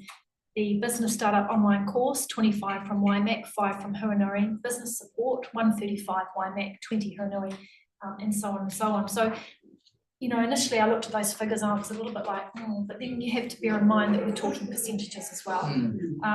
So, I'm actually, like I said, I would like to continue the conversation of economic development in this district independently. But in the interim, personally, I was very encouraged by these statistics. And on that basis, I'm more than happy to support the statement of intent. Great, thanks, Vanessa. Just take another couple of comments. I'll go to Pauline and then Karen and then Dave. Thank you. Thank you, Madam Mayor, through the chair. Look, I was pretty happy with this, but I did notice, these particularly in objective 3 on page 128, there's that work planned to work with Christchurch NZ to progress the Canterbury Destination Management Plan. And I'm just aware that, there was a large amount of work done by our tourism board on our destination management plan. And given, that feedback that, it can be quite tourism based, there's no mention kind of our DMP in here. And I just wondered how the tourism board members perhaps felt about that and whether that was something that we wanted to feed into. Yeah. So if you look at page 124 Yeah. of the SOI, it breaks down the money that's paid by the local authorities. You see that Waimakariri District Council District Promotion pays ENC $500,000 a year, round numbers, under contract to do what our own tourism board does here. So there is no role for ENC in tourism because we don't pay ENC to do tourism in our district. We have a tourism board that does that. We don't spend anywhere near that sort of money either on the tourism business, which I would suggest is considerably larger than the tourism business for Waimakariri. So there should be no expectation that ENC will be promoting tourism in Whanganui. There should be an expectation that a tourism business can go to ENC for assistance, but not tourism promotion. Specifically contract, and this council could choose to contract to do that work if it wished to, but they're not contracted to do that. There should be no expectation they would do that on behalf of this council. Happy with that? I think That explains the reasoning behind it, absolutely. Yeah, I've lost track of, but I think I'll go to Karen and then Dave and then Robbie. Thank you, Karen. Thanks, Andrea. So just in the context of that, Hamish has referred you there to page 124. For comparison for those that are not involved in the Hurunui Tourism Board, our budget for the financial year 24-25 was to receive 281,665 from the targeted tourism rate, and then 77,171 from the pools, and third party income of 55,590 for a total of 408,426. So that compares, I guess, in a similar way to what Waimakariri pays ENC. Theirs is 498,620. Puts it in perspective. Yeah, so just to give you that idea, because some of us would know that, but I thought it might be useful for a wider council to be aware. I mean, I feel our 56,200, and I think Vanessa's given us evidence of this, buys a whole lot of value, and so I don't have a problem with this endorsing this. What I would like to do is pick on a couple of points that others have made, and thanks for raising this, Vanessa. The tourism board, and Robbie has as well, has been thinking about the wider issues of, I guess, funding and how I've just explained how we're currently funded. But it has always kind of bothered me that we don't have a cohesive economic development strategy for our district. And I would really like to push for a workshop to consider that, because I see tourism as a subset of that. And I think if we as councillors could then bring our collective knowledge and experience around the various strands that contribute to, if you like, the economic wealth and development of our area, that would lead, I would really like us to have a cohesive strategy that can inform future statements of intent from Enterprise North Canterbury, if you see what I mean. Like if we come up with our strategy and then say, and in future we want you to focus on these things, so that we're shaping what that looks like in future. I'm not sure if I'm explaining that very well, but I feel like that's something that we should do. We do have a, obviously a council strategy, but I feel like if we could have some focus through a workshop to come up with something that helped us feel that we were cohesively considering all of the elements. you know, because we've talked about Green Hub and a whole lot of other things. It feels a little bit like we do this in an ad hoc way as things come up, rather than having a strategic view about it. So, yeah, I would really like to urge councillors to consider supporting a workshop to focus on that. Thank you. I guess if I can just bring, I think that's an idea that sits outside, Karen, I guess that's what you're expressing, Yes. sits outside of, Yeah. you know, supporting this statement of intent, but it's something that you would consider, and that's a discussion for a future time as to how that could be folded into a strategy that encompasses some economic development. So I guess that's what, I think that's what I think. Absolutely, and that it would inform the next round of this, if Correct. you know what I mean. Yeah, okay, so Yeah. we'll just note that as a, you know, something as a future work stream maybe, and perhaps also that's something for a new council to consider as well, would be the ideal time to consider that, Karen. Yeah. Thank you. So I think I've got another couple of questions and I can't remember where I'm at. Dave, sorry, and then Robbie. A few things, it's nothing new to what I've said in the past. And part of it is enterprise North Canterbury, so, and I get the tourism bit, that where they sit. So objective 2, supporting existing businesses to grow and prosper, and I've read all through that, and that all makes sense. And I know we've got our 2 members that sit on the board, but I really push that there needs to be collaboration with other organisations in the area. You know, so you're running governance courses for all different businesses. Staff recruitment and all those type of things that they're leveraging on top of other employer groups, you know, so everyone's working together. It's been pointed out to me that we pay, it's in here $56,000 per year. That hasn't changed, there's no CPI on it.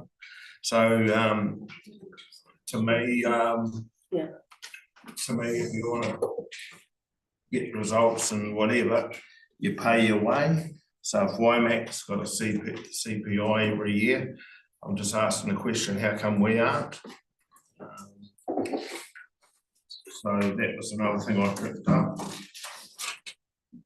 So yeah, and collaboration and trying to give, you know, I don't see and hear them saying they want to collaborate with other organisations. You know, prime example, and I think it's also good for Hiranui District Council, like rural professionals that are associated with rural plus, and that's like Hiranui District Council, had a breakfast this morning in town with the interim results of Fonterra and Miles Hurrell. I went to it last night and it absolutely would have been valuable for ENC and the council to be that. So we need to set those networks up, those collaborations. Since, you know, dairying is one of the important components of our district. So the other things that in the intent, you know, and I think here is definitely been listening to what I'm saying. So. I think to get a balanced things around the table, you know, often it is seen to be getting, you know, a balance of Hiranui membership around the table as much as it is Waimakariri. So we're getting some, we've appointed, with the board appointed local, Rebecca Hyde, sorry, thank you, Rebecca Hyde to the board last year to actually bring some of that local farming acumen to that board. So, you know, it's always the desire when appointments are made to actually increase the balance of enterprises across North Canterbury. So, yeah, accept what you're saying. Thank you. Robbie, do you want to have anything else to say about that, Dave? Yeah, just briefly. I was probably commenting on about what mechanism or we should, it's probably gone past it. We haven't increased what we're paid to ENC since we and Hamish. Last year. Last year. So it has gone up, so maybe. Yeah, thank you. Points are noted though, thank you. Robbie, sorry. Yeah, look, I recognise that the statement of intent is in some ways a one size fits all for two different roles between the two different councils, really. But if I look at page 118, the objectives, and I recognise that they may not necessarily be ranked in order, they're perhaps just listed. But I look there and I see development, the objective is around maintain strong regional identity. That to me leans towards tourism and visitors, perhaps rather than sustainability. But for me, I rank these things quite differently. They've got one as the Made in North Canterbury, the next one attract growth, grow talent in North Canterbury. Number 3 is business attraction. Next one down, business support and sustainable future. In the Huranui, it's supposed to be all about the enterprise part of the game. I would have said number 1, business attraction. Number 2, attract and grow talent in North Canterbury. Number 3, business support. Number 4, sustainable future. And number 5, Made in North Canterbury food and beverage project.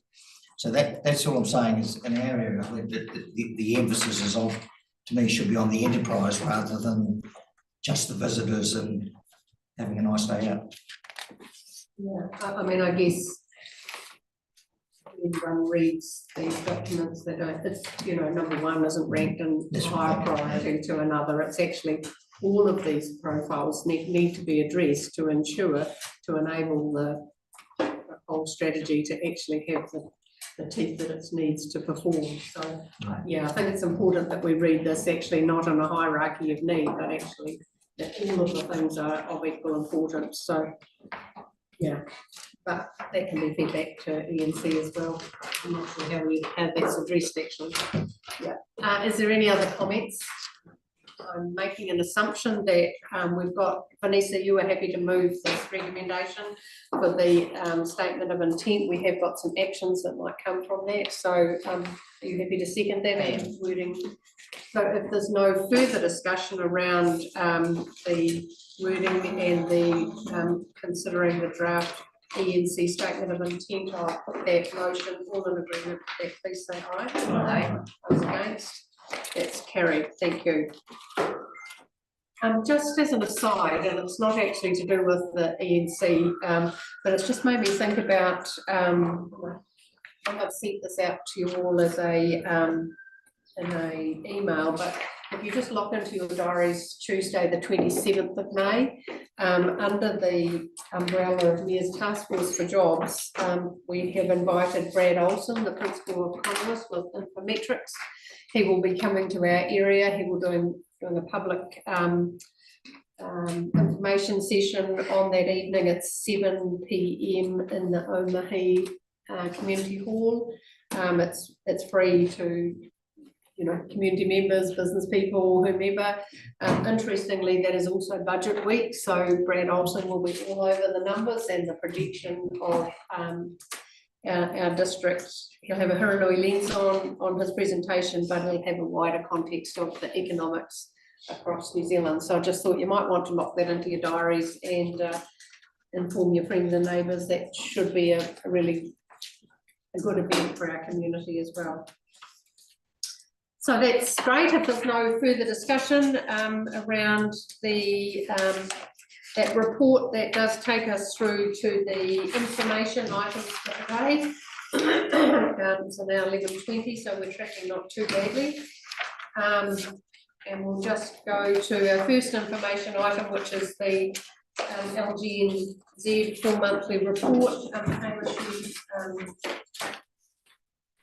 name on this one.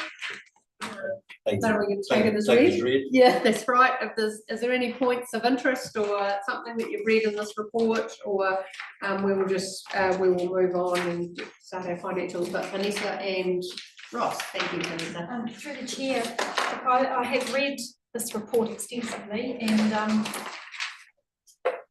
we missed it, but I do see a distinct lack of information around the fact that LGNZ took it upon themselves to submit or make a submission for the principles of the Treaty of Waitangi Bill on behalf of myself and my community. I'm curious as to know why there's an absence of information in there around that. I can't answer that for you, but I'm happy to find out if we're seeking more information or. Further to that, are you able to confirm whether anyone here has been approached for input to that submission? They probably would have.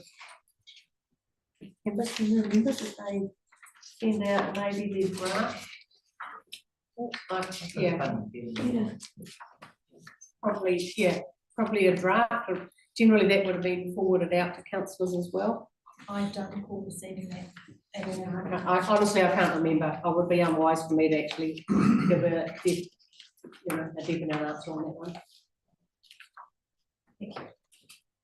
Yeah, do you want me to follow that up or do you want to follow that? No, I have actually spoken to Sam briefly about it previously. Yeah. Because he did mention that the LGNZ felt that it was actually a distraction to the work that we're doing on the ground here as council.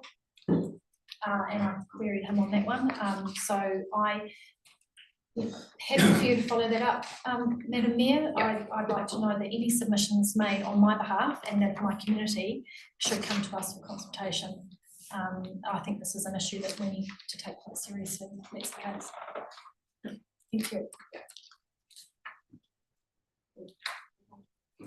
Ross, you had a question? Yeah, thank you, Madam Mayor, and it's probably not the right question to ask because this is really just a report, but it's regarding, I guess, we're obviously paying for subscription to LGNZ, and I just, in the back of my mind, I have this report that ECAN did lately on the roading side and funding, the disparity in funding that we're getting, and it's like, this organisation is basically a union. So can we hammer home? I know it's a South Island, North Island thing really, but is there a way of really pushing that ECAN report through LGNZ as well? Well, I think that we need to get the context correct. So that report that you're referring to was actually a paper that was discussed at the regional transport meeting. So the Canterbury regional transport meeting to consider the impact of funding for roading based on vehicle traffic kilometres, I think it is, by comparison to other regions in New Zealand. So that's where, so it's not sitting really at LGNZ, but it's actually sitting at a Canterbury regional level. So we've got, but I guess if we were looking at, and I think it talks about funding and financing tools in this report, and that's something that LGNZ,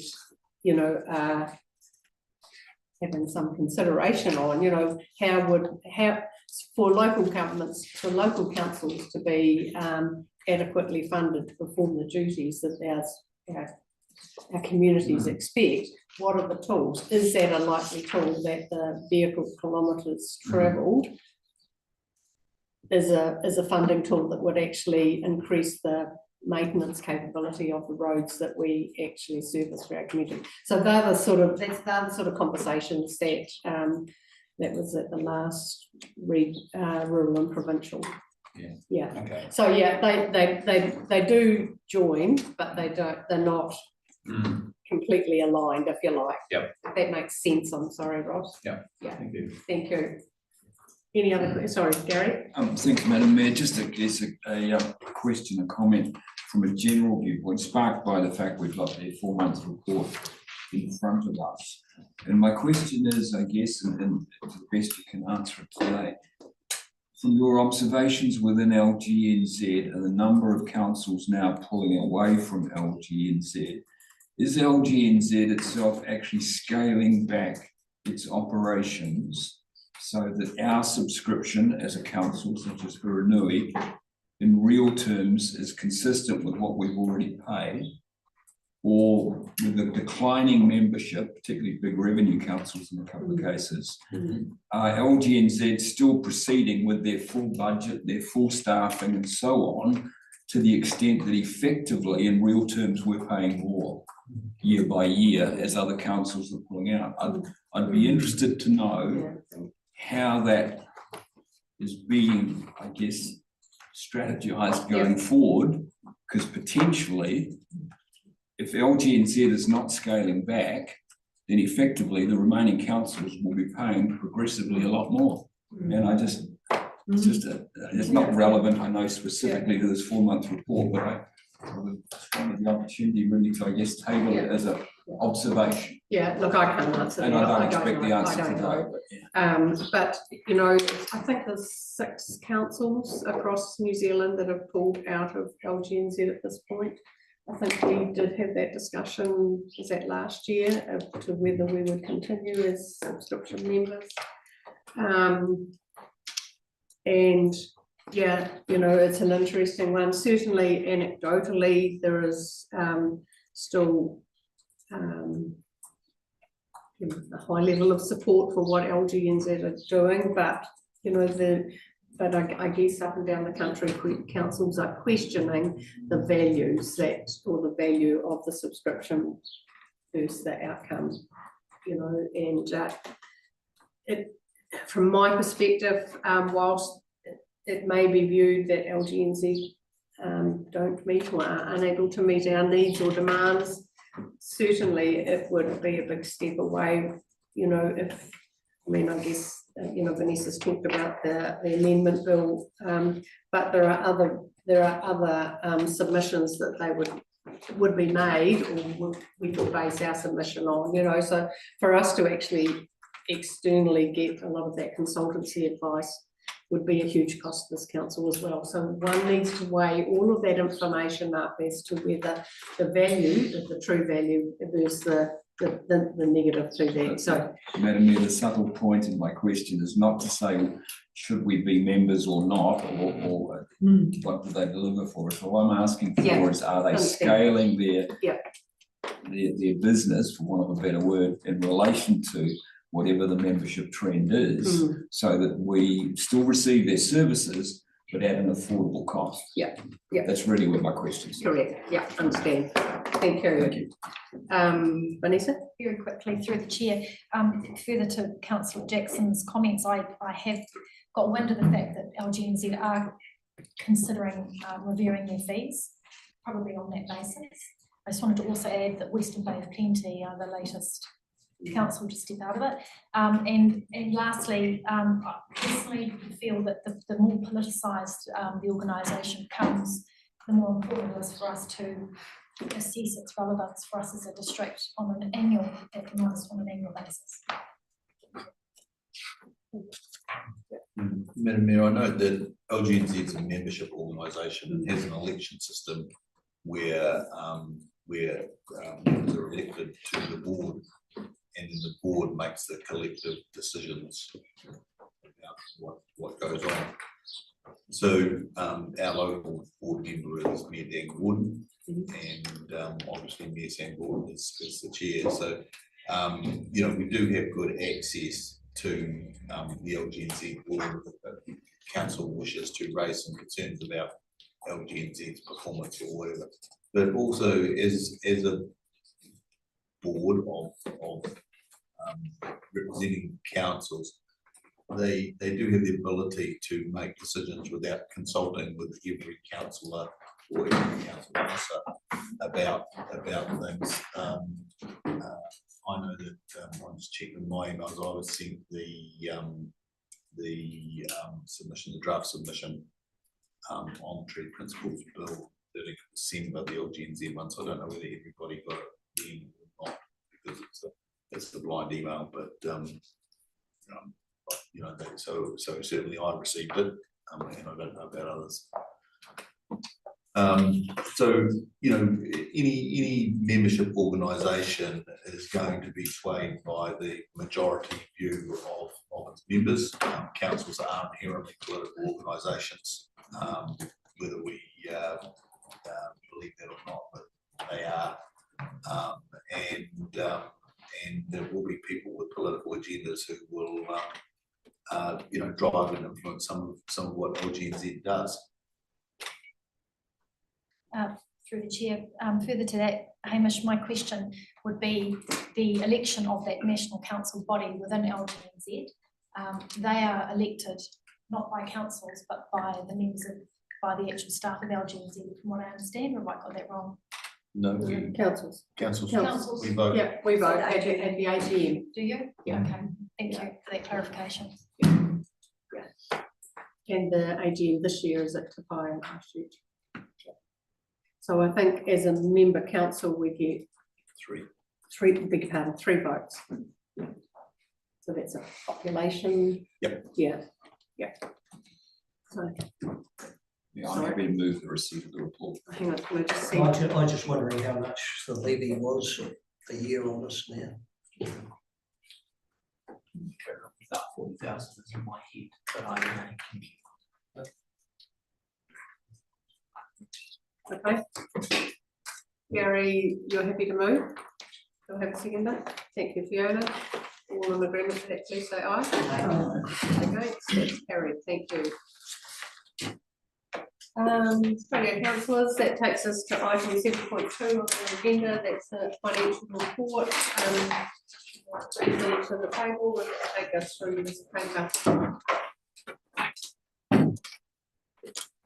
Thanks, Madam Mayor. Now we're 2/3 of the way through the financial year.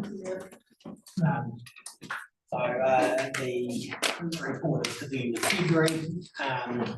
So again, it's broken down into 3 components: the financial report, the rate arrears report, and then the treasury dashboard.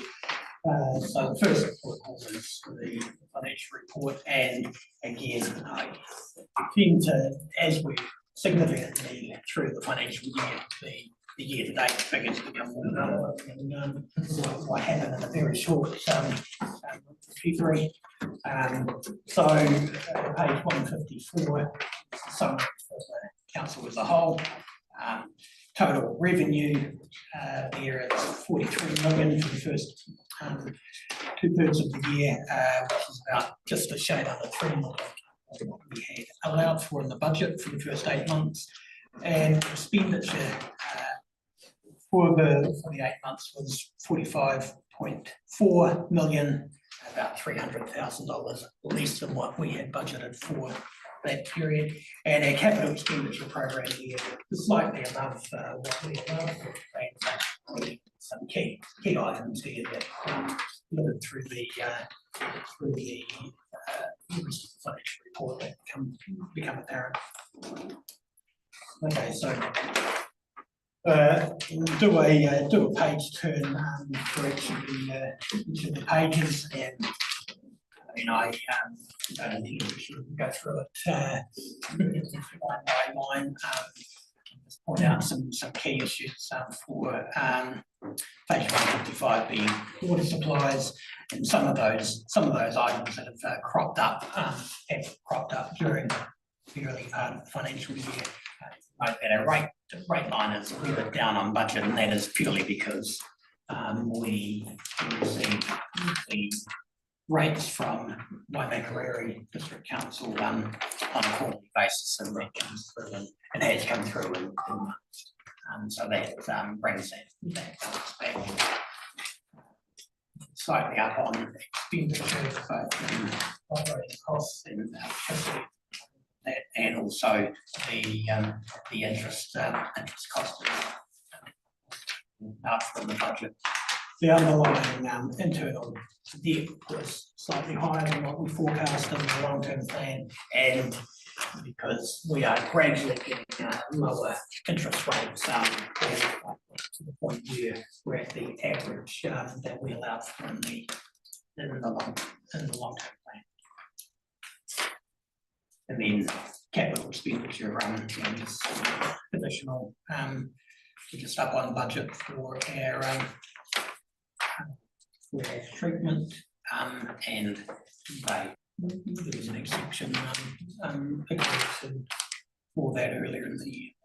But it is still ahead of their budget, but we have allowed that in our forecasting as we move forward into the next annual plan.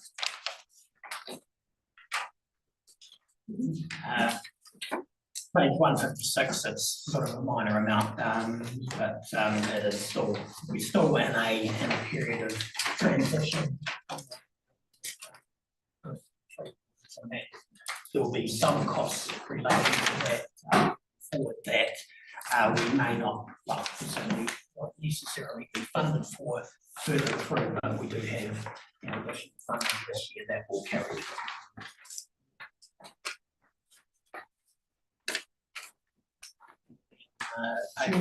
Just a question on 155 electricity costs. Is that near double? Oh, no, it's not near double, it is, electricity is a bit component there of our bill, and as we've talked about before, it hasn't actively been, budgeted for the new structure, particularly, you know, the new plant that we've got in place. So that is obviously energy hungry, and the operating costs of that weren't accurately identified when we set the budget.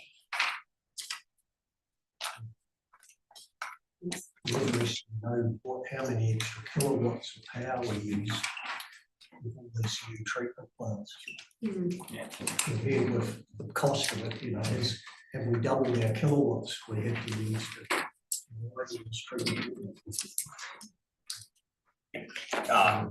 It's a good question.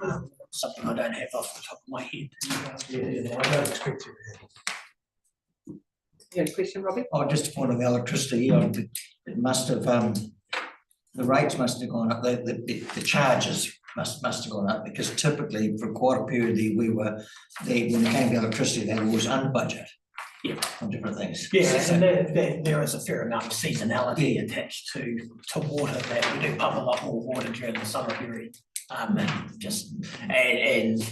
yeah, we don't necessarily have it nuanced enough to have it calendarized that we're using that amount of water in July compared to that amount of water in December. Yeah, it's something we can start building into the forecast.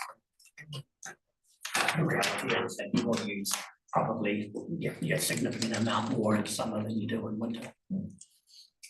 But our budget just has, that's the budget divided by 12, and so it's not as, like I said, not as nuanced as it potentially could be.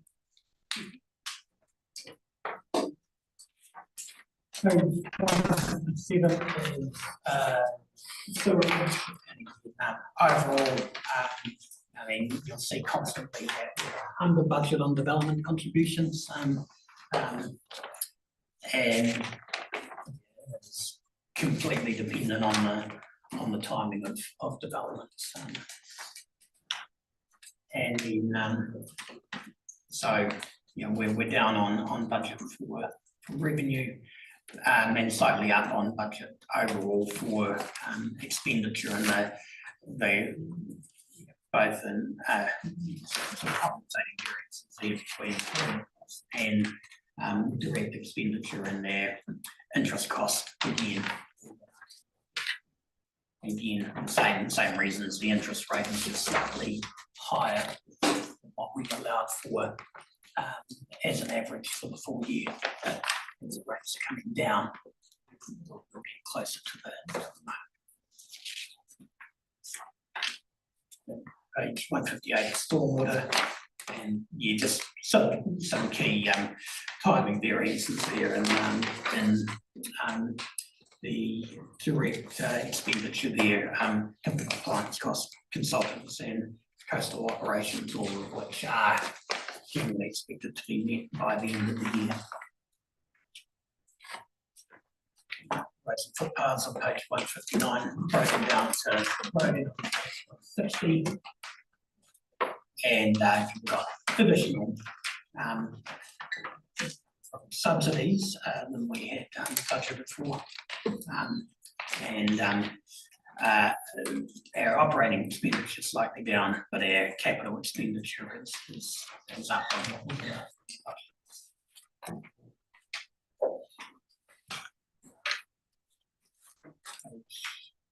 One is roadside construction, and we do have, you know, a significant amount of budget for maintenance and certainly for renewals moving forward, but they generally occur later in the financial year. And a lot of those items relating to the individual townships, we're expecting to be a lot less than what we had allowed for in the budget, but because they're ring fence for each of the communities, so they'll be simply guaranteed into the next financial year.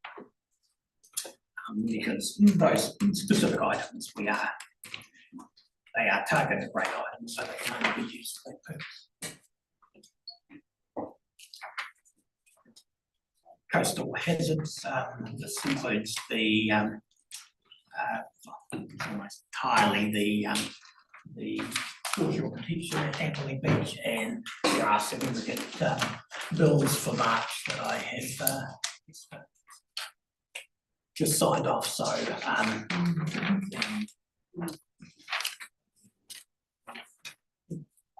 in March.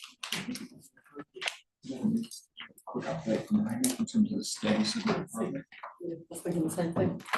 Yeah, a bit of an update on the fund. Fund is on track, on schedule. On track, on schedule, on budget.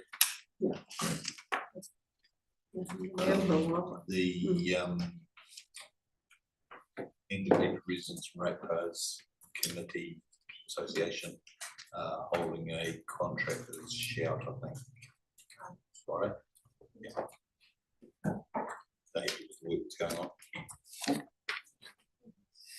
Did you go, was there a meeting? I think there was some discussion about a meeting. Second of April, it's the second. Yeah. So you'll go to that meeting? Yep. Thanks. There's an item there, just climate adaptation from One Mile Beach. I think it was to the council in April on that. So it's in the Rogers and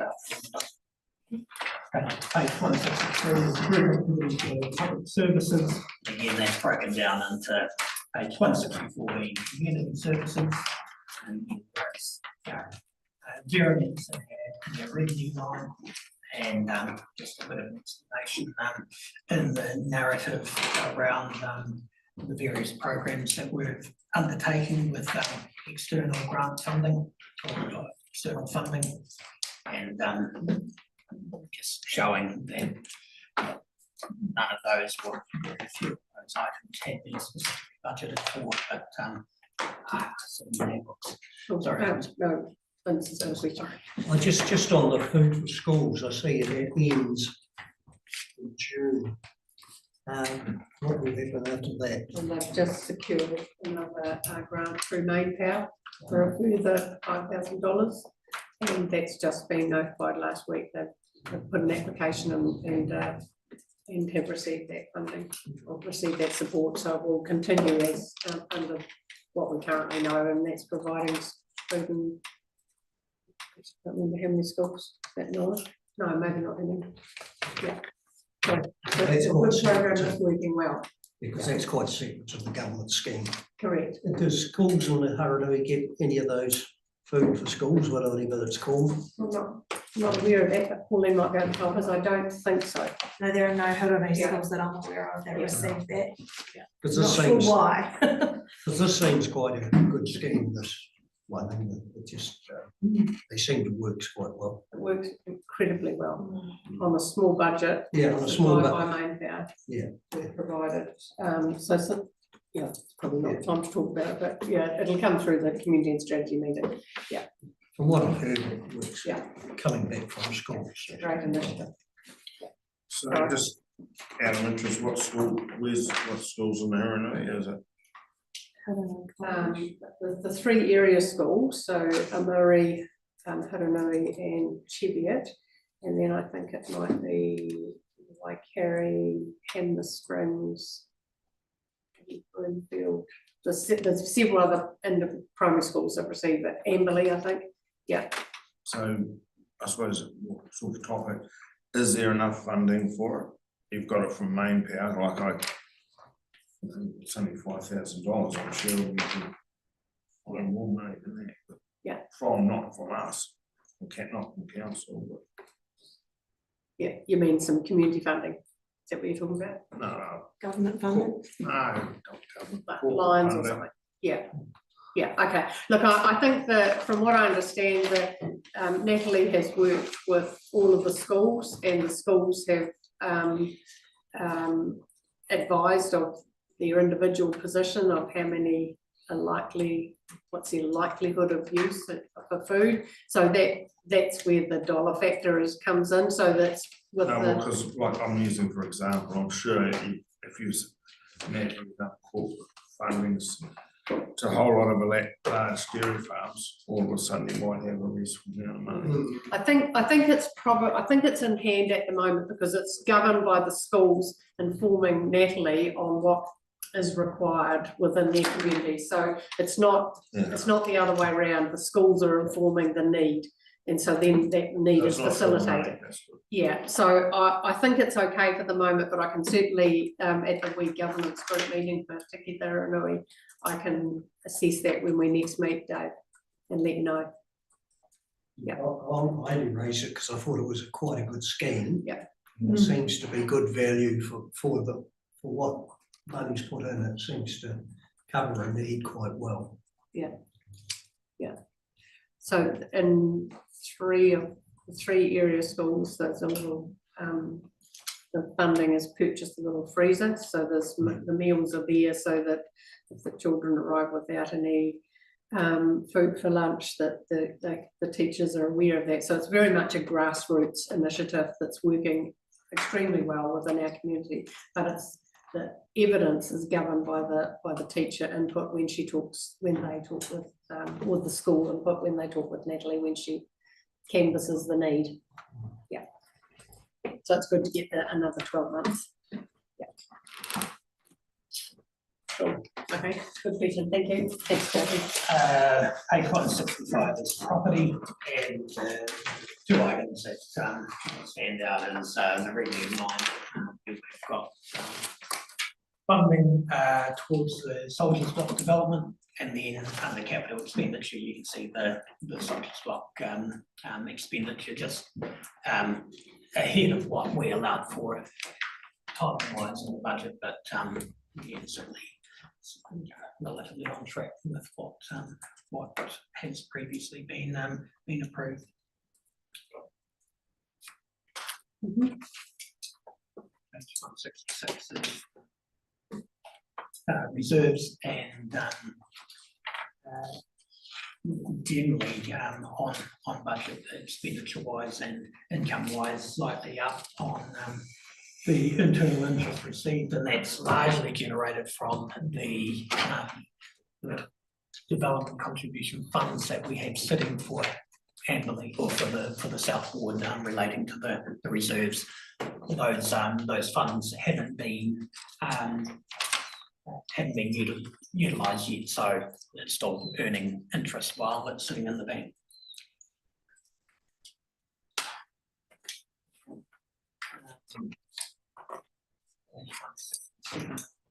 Emergency services. One of the items we did have in the budget was the light broadband system, which is expected later than what we had budgeted for. A couple of other line items here where we just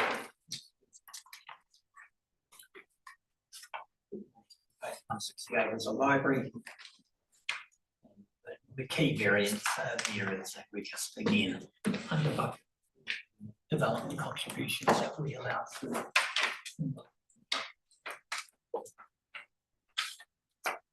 Finally, waste minimisation income is the transportation charges, which are about $250,000 ahead of what we allowed for in the budget. Bag sales are actually exceeding budget. Twice in 2 months. But conversely and similarly, as previously related to the development contributions specifically for the expansion of the Amberley transfer station just behind. Robbie? I don't want to get stuck on it, but just a question around the transfers again. The recycled material, do we get, talked about before, do we get paid any payment for it, or is it just a case of we pass it on for transport costs or something?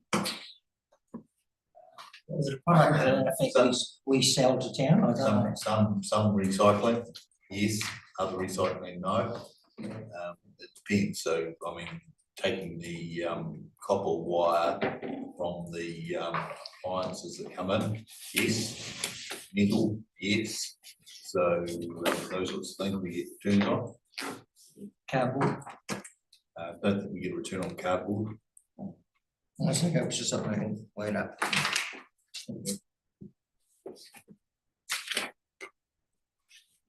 Cool. Thanks, Jason. Okay, the Carry on. next is regulatory services on page 170, and then that's broken down to 171, which is resource management and planning.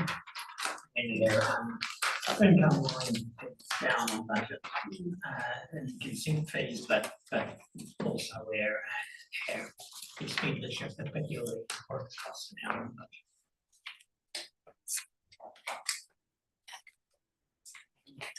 Okay, and then page 172 is compliance and other. Overall, our income is largely on budget. We was certainly a dip in building consents in February, which has pulled that line item back down to, it was, you know, over budget for the first 7 months of the year, now currently under budget for the 8 months. And, you know, the expenditure up on budget, and these components there are particularly insurance, and insurance that relates to building consent, so indemnity will be enduring for the full year. Page 173 is a firm report, and recorded a surplus in February of 288,000, which is about 77,000 over our budget. So it's pulled down a wee bit of the forecast deficit, or the lower surplus that we we're forecasting. So we're just behind budget now at 477,000 compared to the budget. Thanks, Gary. Madam Mayor, and maybe for the benefit of all council, that this was discussed in some detail as we were here at the management meeting of pools, and their outlook really is that for the balance of the current financial year, correct me if I've got this wrong, Hamish, but for the balance of the current financial year, they're likely to come in on budget. So effectively, maybe a little ahead of budget, because the budget itself for the balance of the financial year was relatively conservative. So where all the tasks had been loaded into the early part of the financial year, which is where they fell behind. So the end result is they still won't get back to their full year budget. There still will be a shortfall, but it's likely to be no higher than the current shortfall you see there at 477. It might in fact be a little less than that. So they're still trying to claw back month by month, and February was certainly a good indicator of the fact that they're doing that. So, And we've got Graham coming in this Oh, afternoon, right. that'll give us a further update on what we've just discussed, so, you know, that's fine, yeah. And you know, recall in the budget workshop we had a couple of weeks ago, I had sort of allowed for $500,000 being behind by about $500,000 as a forecast, and that's probably been just hopefully ultra conservative. thank you. Cool, thank you. 174 is the activity for governance and corporate, and it was broken down to governance. Right down.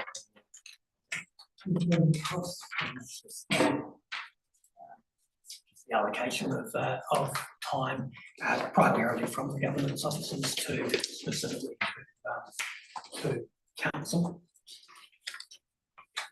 Page 176 is the treasury account.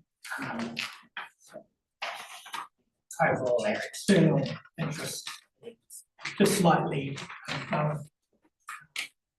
above budget, and again, that is predicated on the interest rates that we enjoyed at the start of the financial year rather than towards the end of the financial year. But that's used as a base for charging the internal interest, and so the internal interest paid to communities that hold funds, so those items are over budget. But the treasury account here is a surplus of almost 500,000 compared to a budget for the first 8 months of 63,000. So it's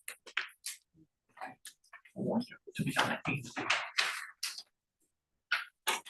And the corporate services, yeah,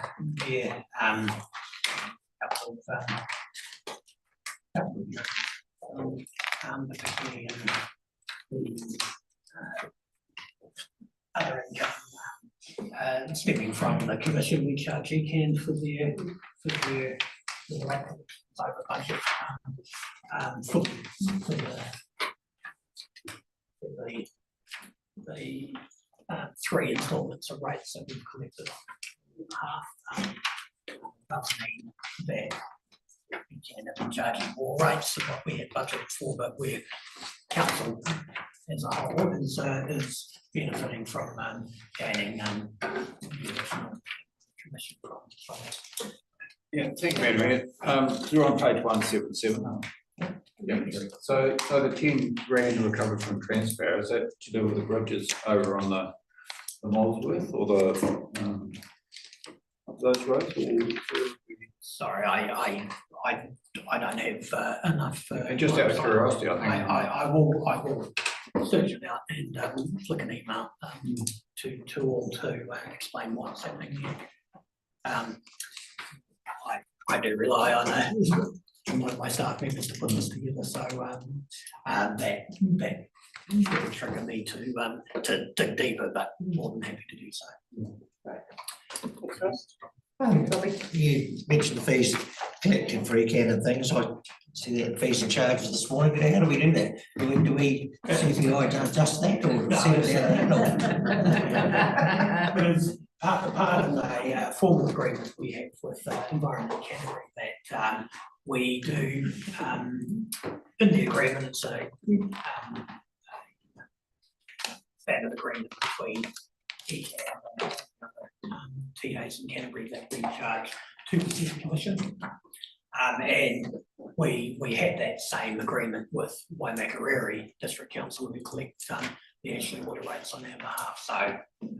So it moves in line with the rates. So if it can had a massive reduction in their rates next year, we'd receive this in commission, but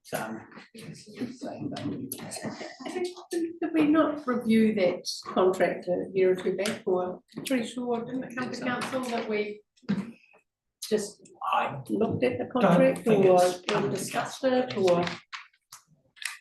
No? It's been in place, that particular one, I think has been in place since before COVID, but I can check, I think I'll probably provide versions of it, as information. Yeah, we do, yeah, has been in place for some time. Right, okay. Let me check that and I'll let you know also. Okay. So just while I'm thinking about as a site, as we apply for consent through ECAN, do we make a submission on their fees and charges and consents? Scalping that they're gonna do? Do we do that or do we stay out of that space? No, we have submitted to their LTP in the past.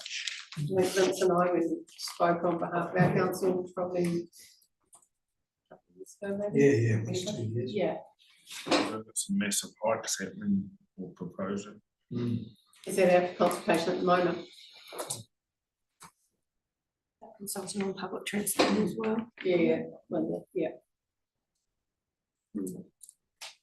I mean, obviously as an individual, you're able to submit to that. I guess we would need to decide if as a council we wanted to submit to that.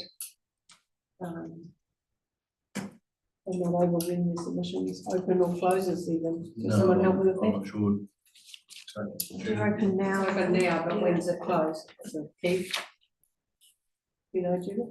No, No. and I guess we haven't even considered doing that. No. We'll do it. Mm. So I guess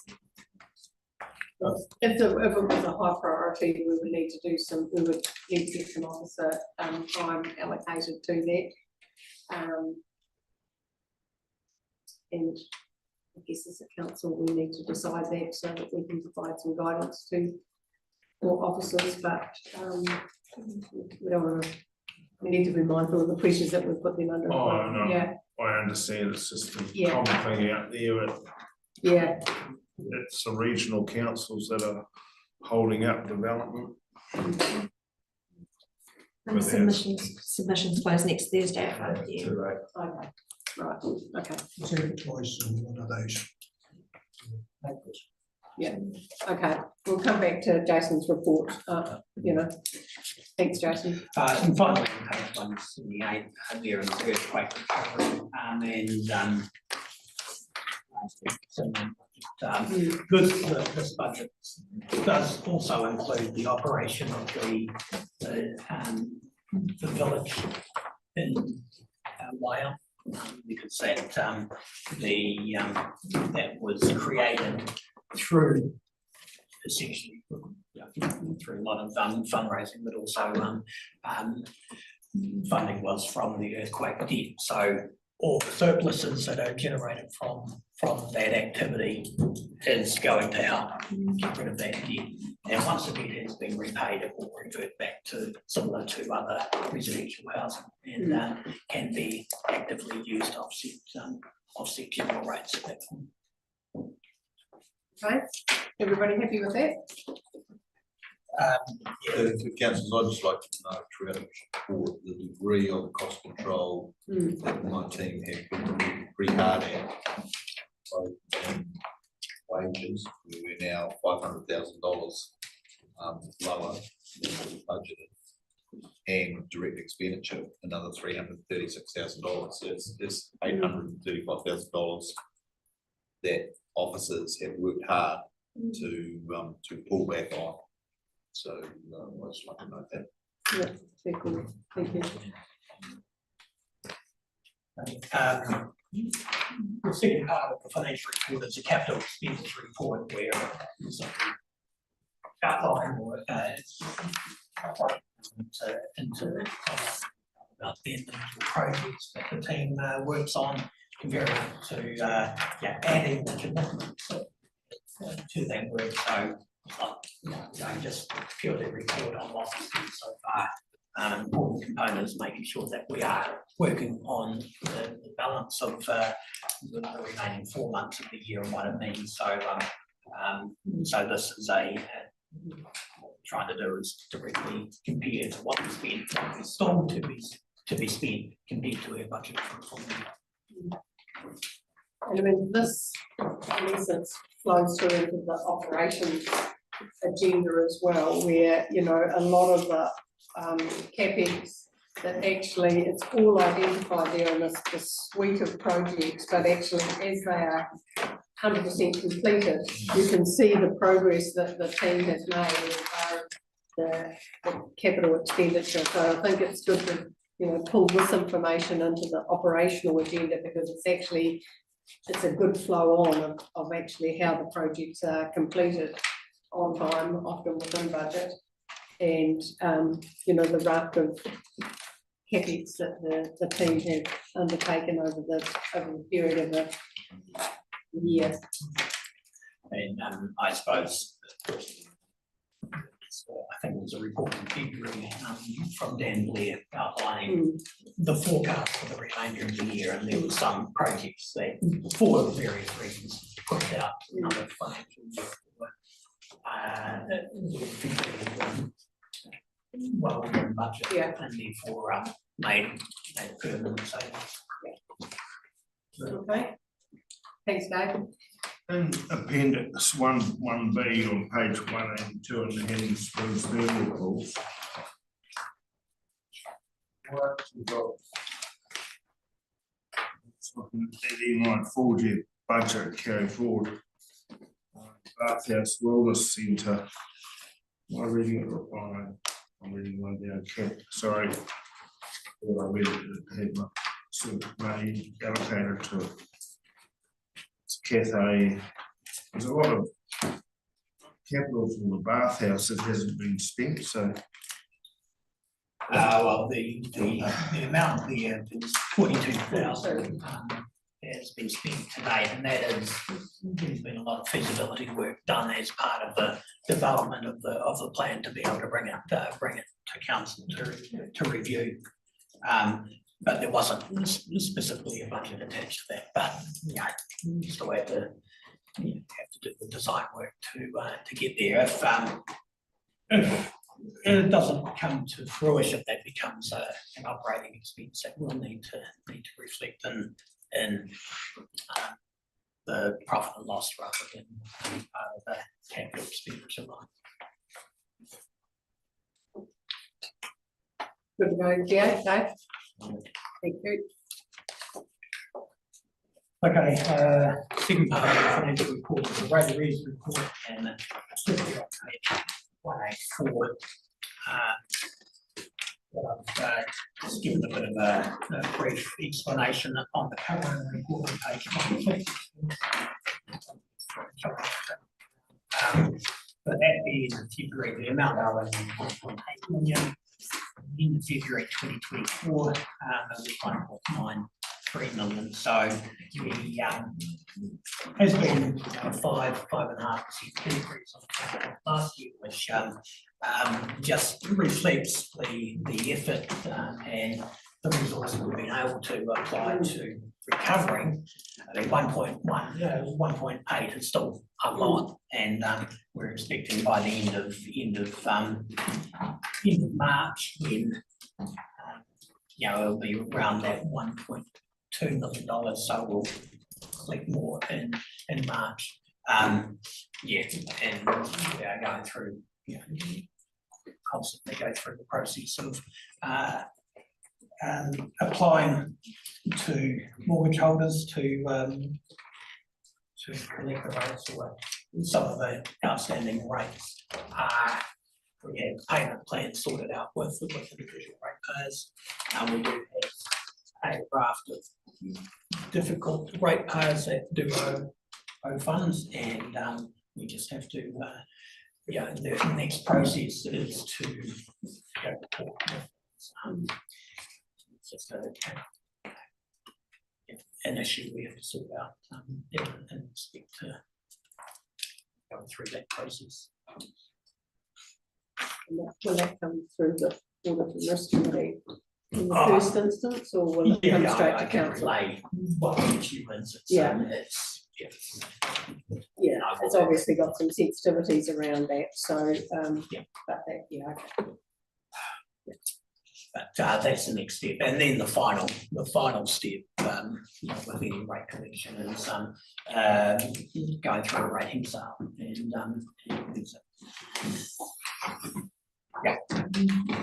I'll hold that for the time being. Thank you. Okay, and the final component of the treasury, of the financial report is the treasury information here, and it starts on page 187 and 188 with the dashboard from Bancorp. And again, I page 188, so there's an innocuous line there, the all upweighted cost of funds. It's an important component for us, and at the moment that amount is 4.37%. It's down only 4 basis points from the previous month, but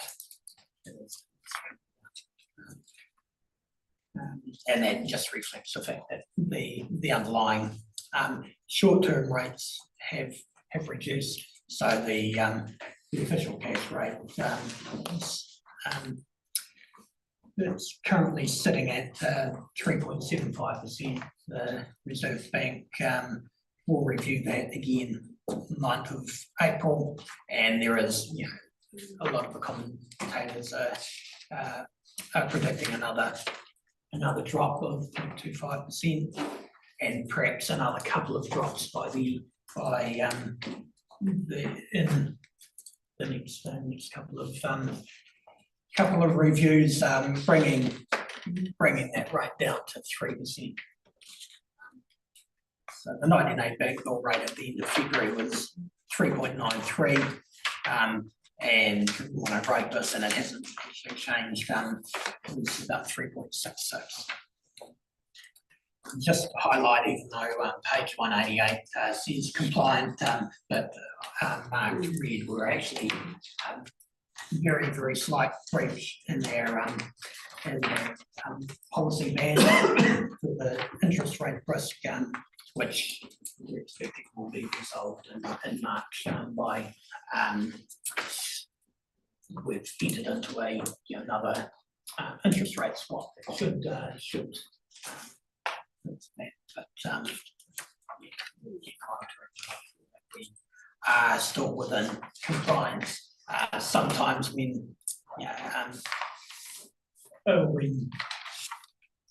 we want to get the best value as well, because we can easily become compliant if we just accept the interest rate swap at a certain amount.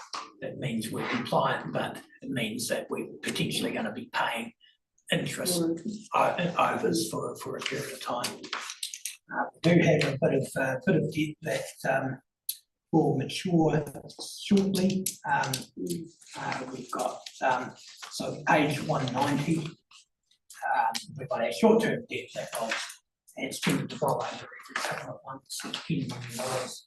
We do have a line item there of number 4516, that matures next month, 2 million, and then right down the bottom there's that fixed rate, which I've always needed the very first fixed rate component there, number TO24 of 3 million, matures in April as well, and that was a rate of 0.88%, so that's last of the summer wine gone.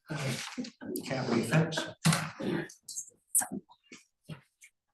So part of the interest rate strategy is what component of that we put on fixed rate and what component is on floating rate. It provides that interest rate cover that we need according to the policy. And the interest rate swaps here on page 191, you can see we've got a couple of relatively big ones there, where we locked in interest rates of 1.34 and 1.58%. So they're still in the money for a period of time, but some of the other ones where we were, because this has created that certainty around the interest rate that we're paying. The total that we've been paying has been an average of about 3.5%, despite the prevailing short-term rates being a lot higher. And graph on page 192 just shows where the movements in the OCR rate has been for the last couple of years. We need to go forward a couple of years prior to that, where the interest rates were under the limit. And then finally, just close away from the future of internal debt and funds. Just where they're currently sitting. Look at page 195 as a component of that. The internal debt from thermal force has come down, and that is generally on the back of significant cash flow from the pools over the summer period. there is spare cash, which they use to offset, pay across, offset the bad debt, and that reduces the interest cost. So it just, when there is cash, it does come, uncommitted cash, it does come through to help the council's cash flow, but offset their debt. And then the debt relating to water, sewer and stormwater are there, and altogether that's a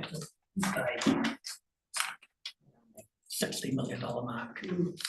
So, proportion of debt that will potentially transfer to a water service, CCO, if that's the issue we have.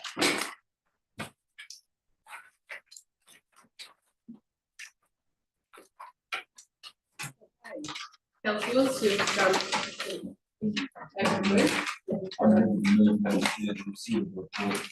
Also noting the small compliance issue. Thank you, Gary. Do I have a second for that? Thank you, Vanessa. There's no further questions of Jason. I'll put that motion all in agreement to that. Please say aye. Aye. Okay. That motion's carried. Thank you. Thanks, Jason. Rightio, councillors. We've got time before we'll break for lunch, but we've got our monthly Lagoima request. Graham's put this report together. You're actioning there, Graham, but we just take that. We'll speak to that and then we'll see if there's any questions. Thank you. Thank you, Madam Mayor. Yes, just the usual list. Number 5. Some progress that was responded to on the 20th of March, so that's closed off. The one below is still being worked on, and number 8 is Union Lake Pass report, takes a bit of work, so that's still in progress. One thing I did want to report on, Madam Mayor, is we have received an ombudsman complaint investigation notice, and that's with respect to a request for the Cheviot Community Committee public exclude minutes of a meeting last year. We provided the minutes, but redacted some private information about individuals, and the request was challenged that, so it's written to us, so we just have to explain why we did that. So we're just in the process of doing it. So just take any questions. That's great. Thanks very much. Is there any questions from Councillor Ford? Gracious. I'm going to start with Pauline and then Robbie and then Gary. So thanks, Pauline.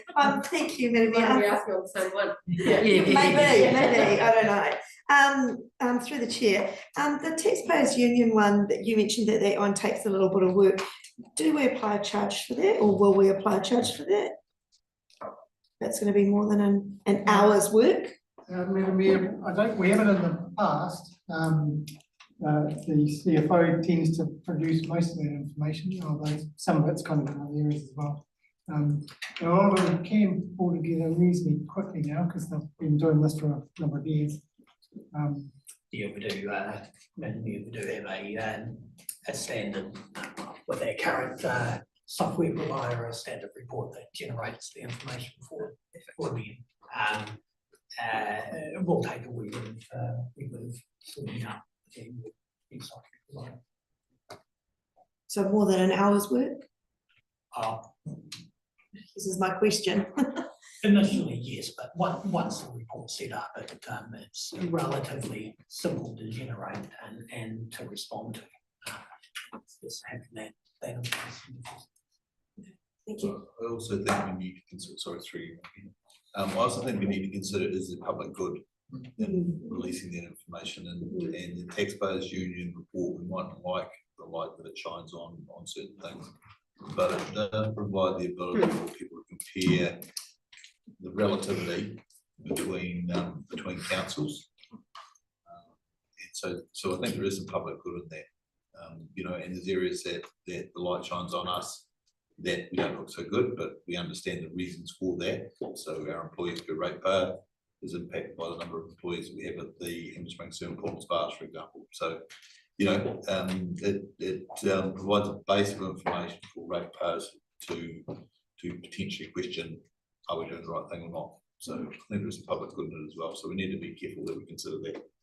Yeah, I certainly wasn't questioning that. I was just wondering where we stood with charging or not charging. So I'm going to go to Robbie and Gary and then Vanessa. Thanks, Robbie. Just number 6, is that around petitions or submissions? That's just petitions. Through you, Madam Mayor, it's just petitions, and it will actually be a reasonably simple one, for us to answer, it's just waiting for time. But it is, obviously, the next couple of days, I'll definitely respond to that one. It's just been a busy time. Thank you. Thanks, Robbie. Gary? Thanks, Madam Mayor. Just also on item number 8, taxpayers union, I just wanted to note, seeing that it's referred to here. I would encourage us, maybe Graham, through yourself and through, when that report is finalised by the ratepayers union across all the councils that they are surveying, all the input, a summary of that for discussion at council or audit and risk or a workshop would be actually very interesting. I accessed that report. I think it was published in, from memory, October of last year for whatever that year was, the 2023-24 data. It was a fascinating, very difficult to work with because it gives all the data by individual council, but not on a spreadsheet that you can get to. So I created my own spreadsheet of similar sized councils to look at some data, and I referred to it in our LTP workshop discussions that we were having, must be November of 2023, when we had the LTP workshop. And it gave you all sorts of insight around headcount levels, management staff, salaries, productivity, a lot of interesting data. And I'm just tabling because it's here, and obviously Hamish has looked at it as well, and that's great. But I think all councillors should have a look at it when that data is available. So the work you're putting in, I think, is great. Thank you. The taxpayers union used to provide it in the way that you could pull out a table that compared every council with every council. It took a bit of work, so I used to do the full analysis of every council against every council every year, because it's hard to decide sometimes who is like for like. But unfortunately, the way they've changed the formatting now makes it almost impossible to do that. It's a real disservice, I think, to not only ourselves but ratepayers as well. Thanks, Gary. So, any other questions? I'm curious about, Graham, if I may, is number 3. These are Vic by Kodak Consulting Engineering Sign-off fraud. Any insights to that? I mean, the word fraud probably triggered my interest more than anything else, but do we know what that they're able to share? Or? That one. Yep. So there was a company called Kodak Consulting who were signing off producer statements in relation to building consents. The guy was forging the signatures of people who were qualified and putting them on. We had one property in the district that was impacted. Oh, okay. Interesting. Based in the central North Island, this guy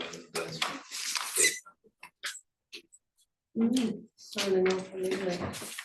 So yes, Madam Mayor, and the report I was doing the story, I think it's a couple of years ago now, about flow-on effects and whether right. councils are still dealing with some of the issues. Yeah, some of, yeah, okay.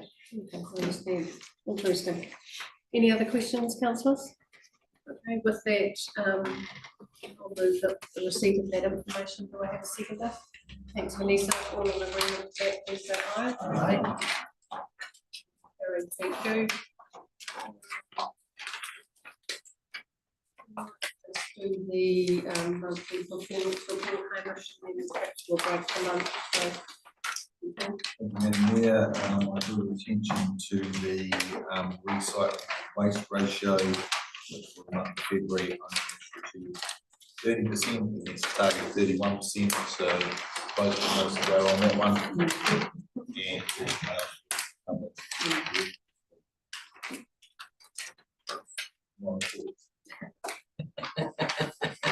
So could help Hamish, we get everyone to bring a few tyres down while they go out for.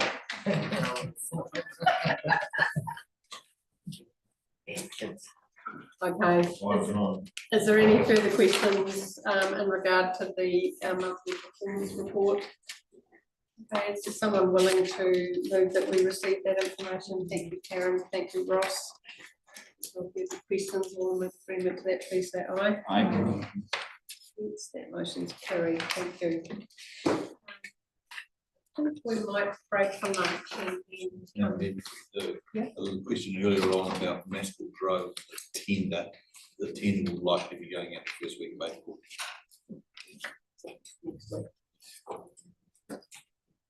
Okay, pretty happy with that. So I think what we'll do is we'll break for lunch.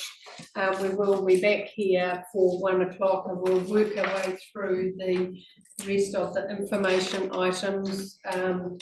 We do have, we will be going into public excluded, assuming that you're all support the threshold of that discussion.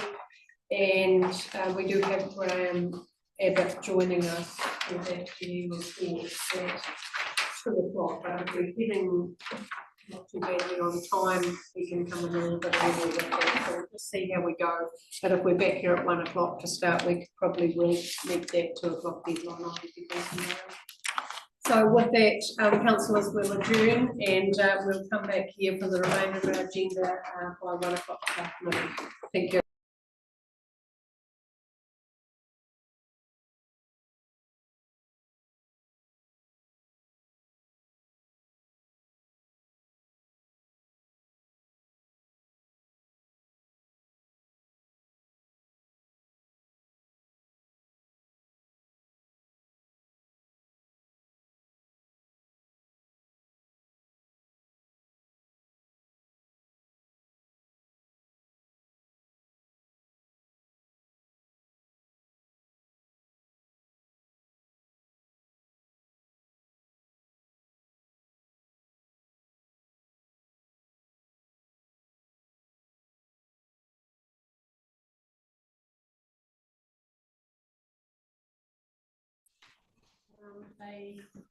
As I said before, just from a timing perspective, we've got Graham Abbott coming in now at 1:45, and that's for the discussion around the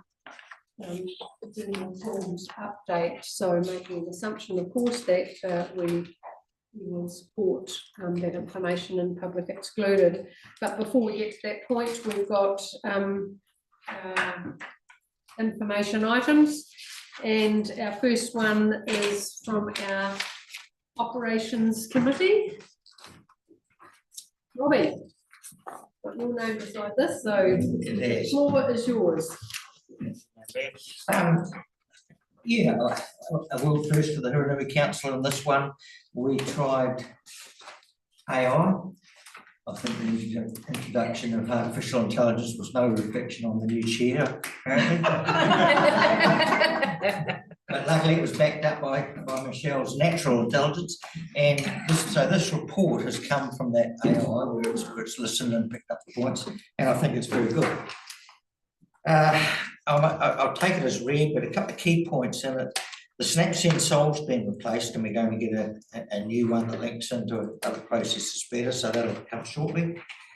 It sounds like around the water infrastructure, I guess this has come from some councils struggling to meet line, they may lower the bar slightly in some circumstances. You can see there. A good point, I will record again in Hurunui. It's the most cubic meters of material we've put on our network ever. So that's quite a good one for the year. Our wheelie diggers, lots of interest there. That'll be no trouble filling that spot. Tiny homes, those of you who read it and stuff will see that there has been a ruling come our way on that. And I guess our building team will be working through where they take it from there, how it affects what we do going forward. So that's about it. I'm happy to answer any questions if people have. Thanks, Robbie. So any questions, input, more information? No. I just want to say, and I'm sorry, Robbie, I shouldn't offer this to you before now, but in regard to the Rotherham South rehab work, now that came through the Operations Committee meeting. There's been a lot of interest from the community experiencing the route, alternate route with the temporary road closure for Rotherham South. And I just want to say, from a staffing perspective, this has been a huge upheaval for members of our community, particularly those that live further north in Waio, needing to get to preschool in Colverdon or whatever it might be. But Charlie he presented to the Operations Committee about what he'd done and what he was doing and how he was communicating with that community. And quite by chance, Charlie popped into my office on the Wednesday, so the day after Operations Committee meeting. And I said, how did you get on? How did you find the Operations Committee? And he said, oh no, Operations Committee was fine. But he said, I went to the Rotherham Residents Association meeting on that same Tuesday night to explain to them the issue of the temporary road closure and the detour and the effects for Rotherham Citizens Group, it might have been. And I was really impressed that one of our staff members had gone to that sort of subset, if you like, of our community. And I also suggested to Charlie that it was the Amuri Community Committee meeting that night.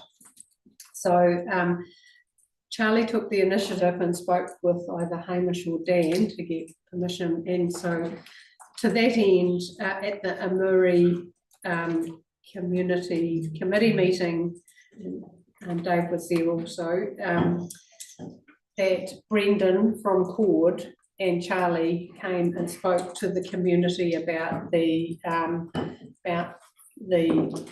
impact, I guess, on the community, and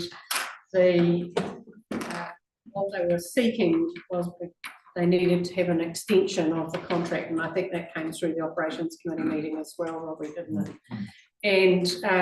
And so Charlie's, and I was really, really proud of our staff member who actually took the time and followed through with that initiative to speak to the people that were mostly affected by that process.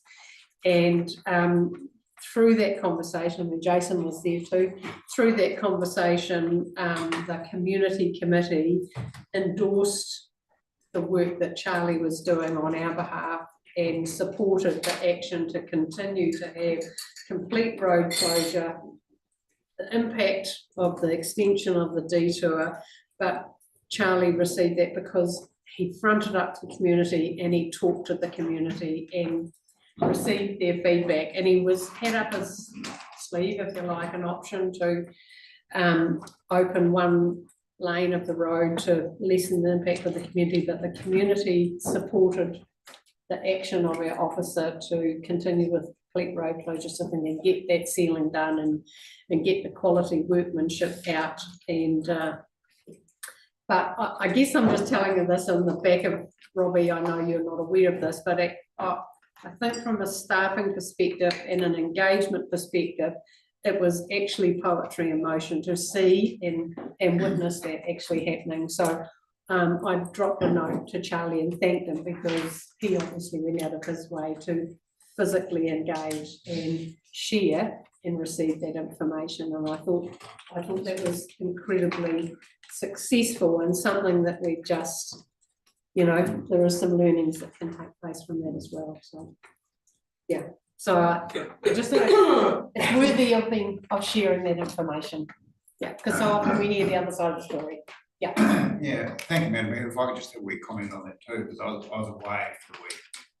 And I was away from technology as well. But then my first bit of technology I turned on, it had that the extension of another 2 weeks, and I thought, oh hell, it's gonna be, when I get home, it's gonna be a disaster. And then to hear that, it was like, that was just great. You know, yeah. That was, as you say, for the staff to go out of their way to do that, to talk to the people the people being happy with that. Yeah. So, Yeah. that was just great. It's really good. In fact, at Paul's function on Saturday night, one of the local fire from Colburn, I mean, he talked to me he was concerned about the road. He came up to me and he said, you know, he was not able to go to the Rotherham meeting, but his wife went, and he was really supportive of the action that's going on. He was really concerned. He was a really concerned resident initially.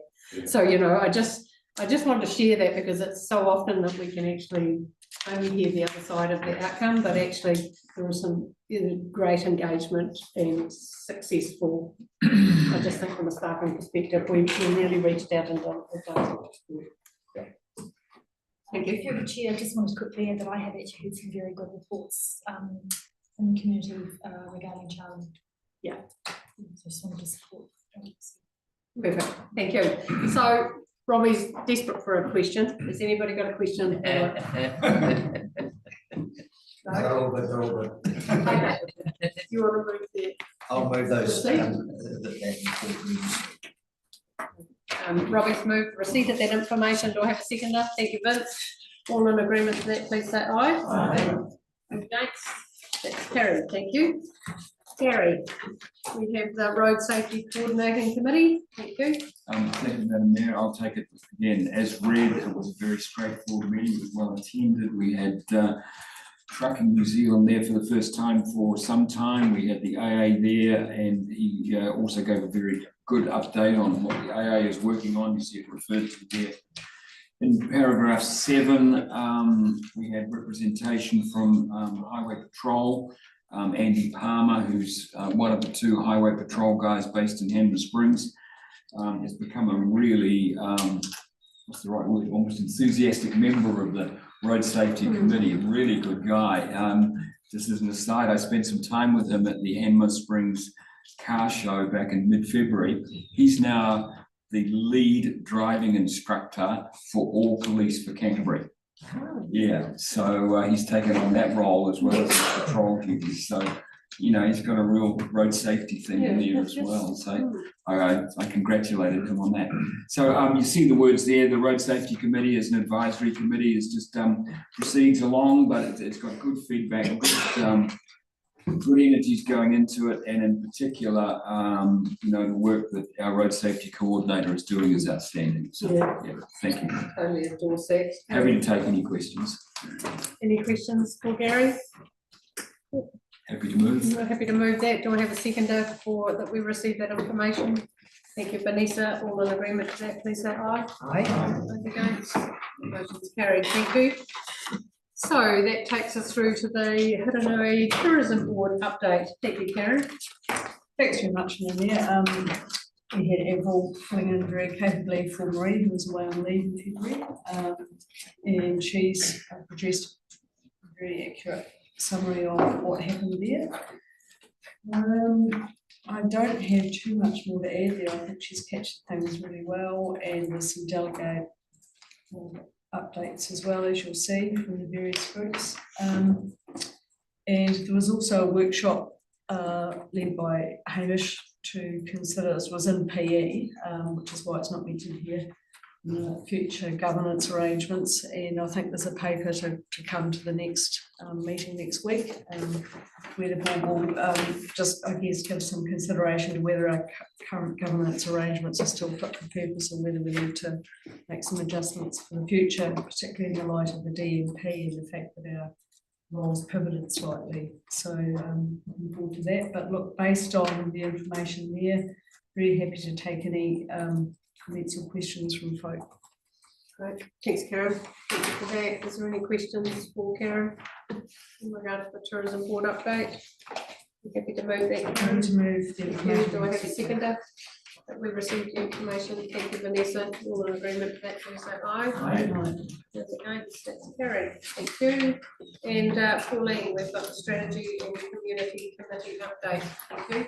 And Avril's done a great job of summarising that meeting there. It was a submission day, so we received the submissions on the walking and riding strategy, and we're led through that, I guess, by another fantastic report by Andrew, just set out in a similar way to the way that you looked at the Easter trading hours, made our life very easy. It was great to see that the submitters who came to speak were really aligned with the strategy. So that was great, and it was formally adopted, approved, or accepted rather, private plan change request, which really is just in accordance with sound resource management practice. And so that means it'll be notified and considered on its merit by the public and council, and that's in relation to Amberley Beach Road. And then we had a very thorough and, as always, interesting update on all the fantastic work that our community partnership team has done. And everybody will be pleased to know we've got some Mental Freedom campaign. I'm happy to answer any questions. Wonderful, thanks for that, Pauline. Is there any questions in regard to the information being received on the strategy and community committee? It's good to note that private plan change request is for Hollywood land, so it'll be an interesting plan change to get going on. Absolutely. Fascinating. I'm happy to move. Thank you. Do I have a second for that? All of agreement to receive that information, please say aye. Aye. Against, motion's carried, thank you. We'll just take the Campbell Springs Thermal Falls Bar Committee update. Maybe on the papers, unless there's any board member want to speak to that. I think that will probably be a more relevant update, perhaps shortly. So if there is no questions in regard to that, any comment, Vince or Gary, anything you'd like to add to that paper? I think the only point, thanks Madam Chair, that I would add or emphasise is point 5, where in the discussion we were having around the financials, the original discussion that the board were having was effectively that the pools wouldn't get their 2025-26 budget finalised until somewhere around June, July. And a point we made is because the importance of the pool's performance within our overall annual plan, that as a council, we'd like to see it a little earlier than that. And I think they took that on board, given that they've also got to manage the transition between the new chief executive, the new general manager and so on. Yeah, that's good. Thank you. If there's, that's just padded out, I guess, the discussion, but if there's no further questions of the paper in front of us, Gary might like to move. Do I have a second? I'm happy to move, yeah. Thank you. Anyone like to second that we received this information? Thank you, Dave. All in agreement to that, please say aye. Aye. Thanks, that's carried. Thank you. So, councillors, that does take us through into our public excluded session. Before I ask for you to consider moving into public excluded, I'm making an assumption that you agree that the threshold for those minutes should be upheld in public excluded. So that being the case, someone like to move us into PE. Thank you, Karen. Thank you, Fiona. All in agreement that we move into public excluded, please say aye. Aye. That's carried. Thank you.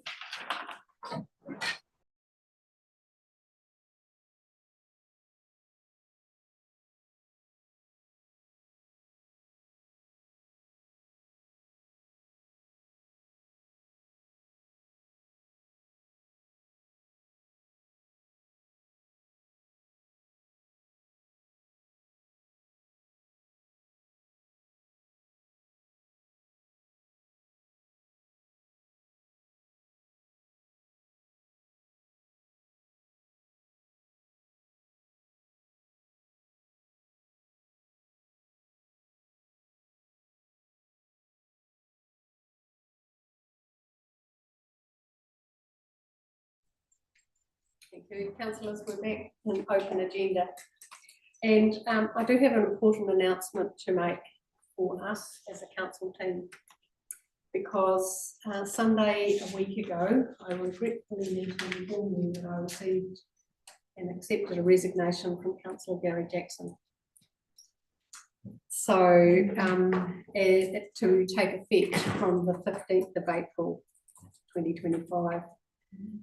Gary has been, my personal opinion, really thoughtful and well organised and orchestrated his opinions to a really high level in this council.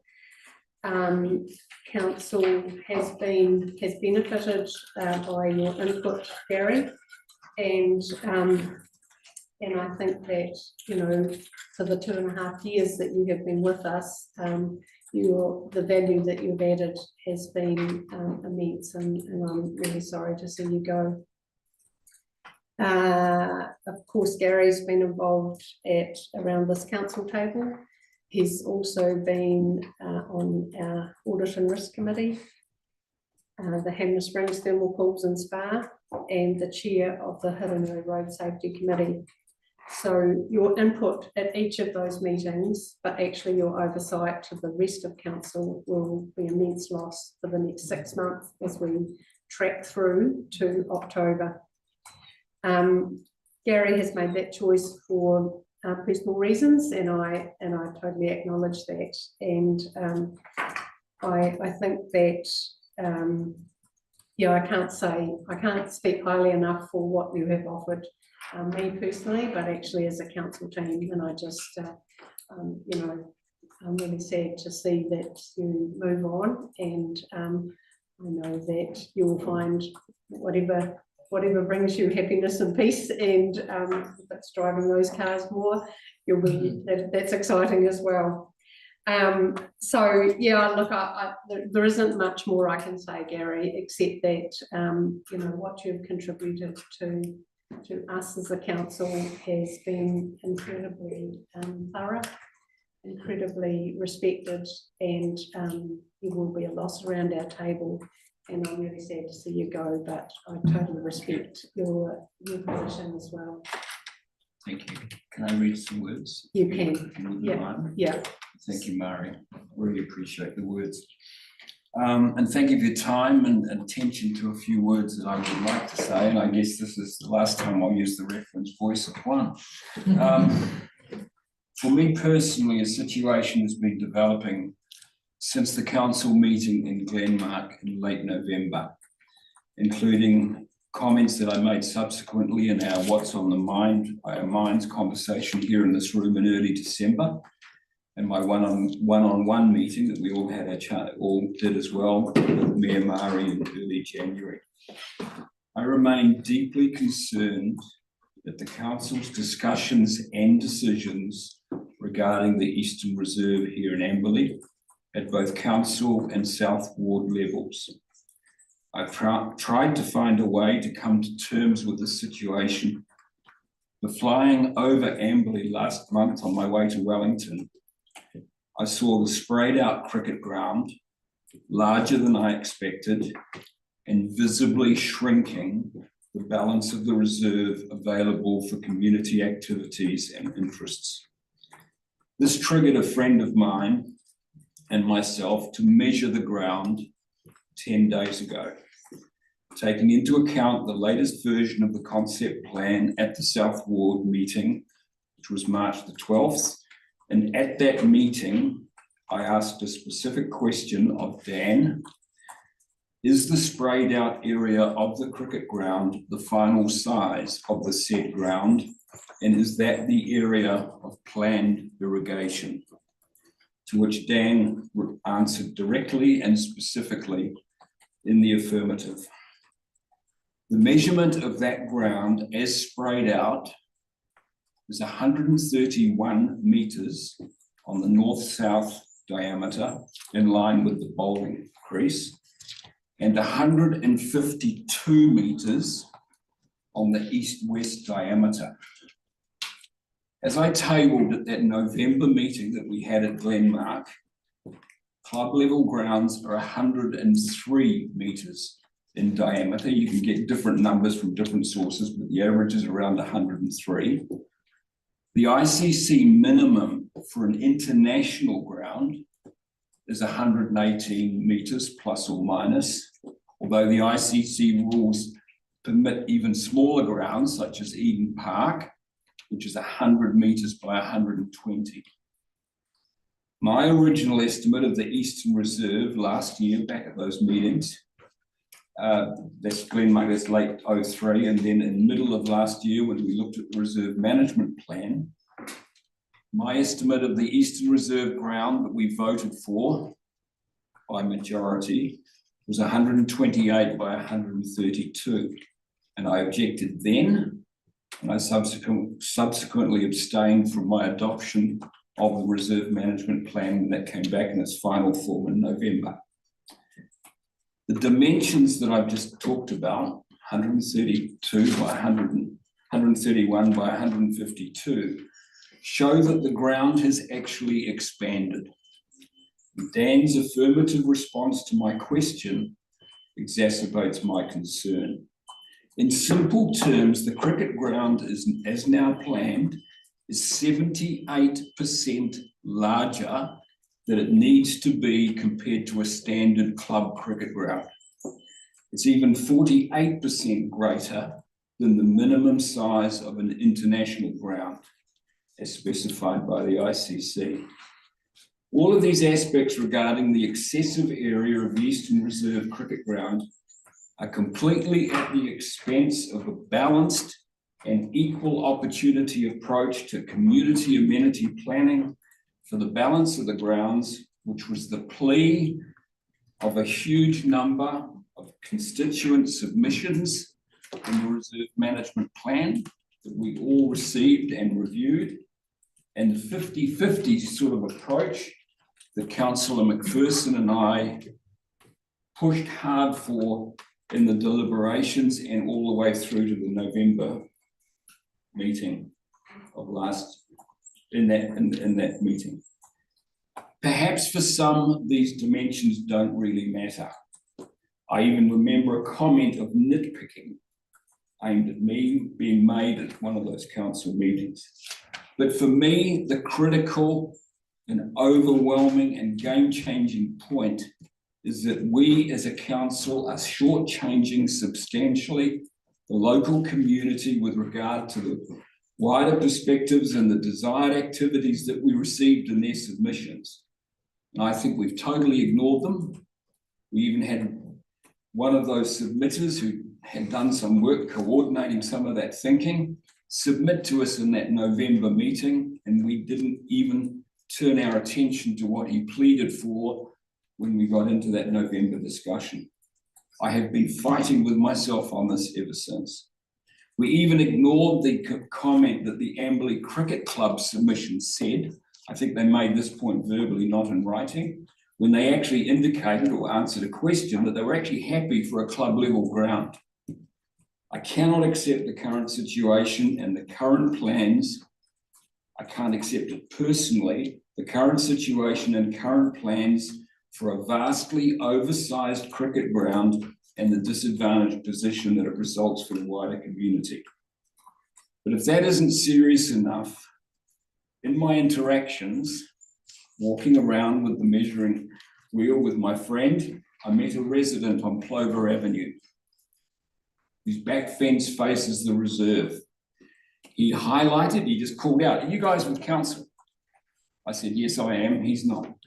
He highlighted his deep concern with the scale of the development. And then he added, "I'm a long-time cricket fan and an ex-player. I played cricket for many years." And his words were, "What is going on here?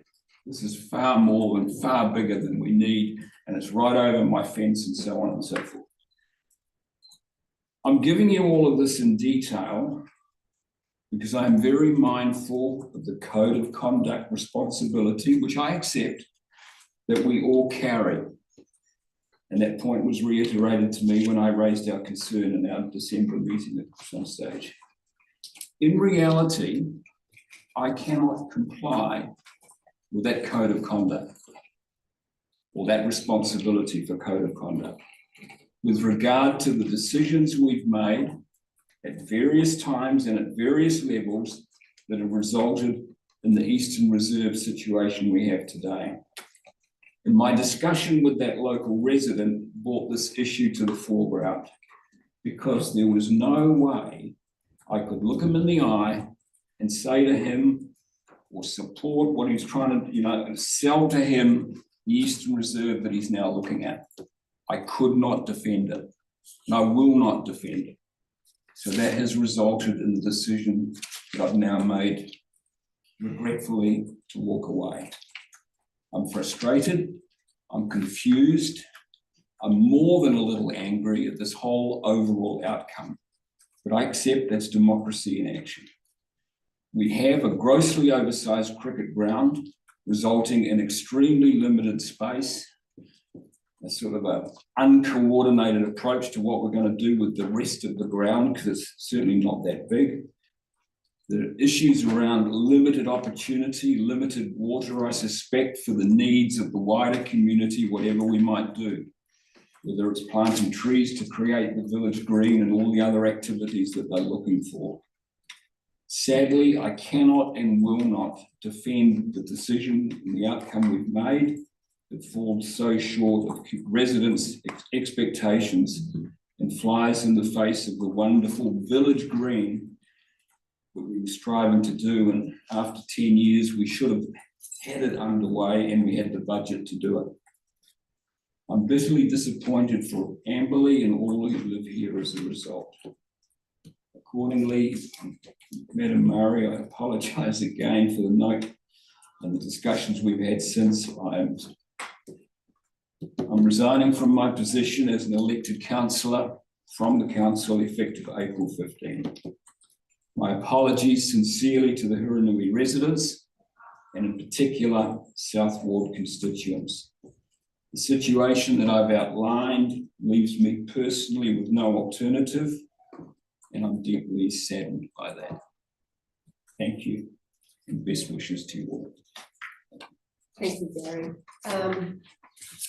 Look, there's nothing more I can say. And I don't expect. Yeah, look, I will just reiterate the value that you brought to this council, the integrity that you have demonstrated, the desire to get the best result. And I have every faith that we will continue to uphold, to use the words in our affirmation, the integrity that our district deserves. So you're stepping aside as of the 15th of April is with great sadness, but we've had some of those discussions, and I offer you my respect and good wishes as you move away from this decision-making table. Yeah, thank you. Thank you. Hands up. No? Again, I'm a very pragmatic person. I'm upset, shocked. Principals cost anxiety and time and money. So I'm saying, is there no negotiations around this? Because we're that cricket field, and when we passed that resolution, I was always under and asked that cricket field, there was room to do stuff on the outside, and it wasn't a defined international cricket size. So I'm just questioning myself too. I never signed up for a full size cricket field and was told that it was, I need to have a look at the minutes again, but that's what I remember asking, that there was room for stuff on the outside and that. But you guys have been around on process, so, I just don't take no first up, so. Is there room for some negotiation, Gary, Mari? I don't know, it just seems travesty. Yeah, that's right. Gary and I have had a chat, and I think that's Gary was quite certain that this is what Gary would like to do. So I think we've had some of those discussions. I don't have anything more to say. I don't want to breach our conversations. I'll just. A final comment. I just wanted to say that to step down in this role as elected representative when one's values are compromised and one's integrity is clearly challenged, is a role, as a move, and a brave move, and it's one that I can attest to has not been taken lightly. I know that there have been discussions of anguish between Gary and I at length over the situation, the disastrous situation with the Eastern Reserve, which I fear will be a stain on our legacy. But I know that the absence of his wisdom and his experience and his leadership will be a huge detriment to the decision making around this table, and more importantly to the detriment of the South Ward Committee and the wider district. So it's a very big loss, and it's a sad day. Accept that. Thank you. I just wanted to endorse that, actually, Vanessa, and I think it will be a huge loss. It is a huge loss that you won't be around until the end of the term, Gary, and I hugely respect the position you've taken, and I think you are honouring what you believe to be the right thing. And I'm a bit like Dave, I feel like maybe is there a way through, is there a way we can revisit that? It does sound certainly as if the cricket ground is way bigger than I was anticipating from what I seem to recall. But yeah, I just also feel as a member of the Audit and Risk Committee, I always felt very safe with you there. And I think you have a level of analysis and ability to see things that I don't have, and I think it'll also be great. So I think it'll be a great loss in that environment as well. And thank you for setting out your reasons, because I mean I find that really helpful. It makes sense to me now. I know what I know of you. Thank you.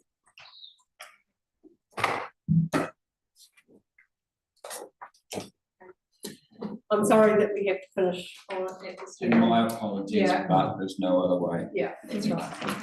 But we do, you know, it's good to be able to share and to be clear in our expectations, and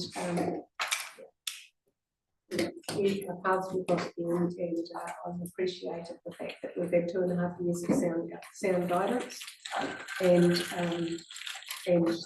it's been expressed from us that you will leave to our council, and I'm very saddened by that as well. I want to be with you over there to welcome some new constituents. And I've got to the 15th of April, Gary. Okay, thank you, councillors. The meeting will now close at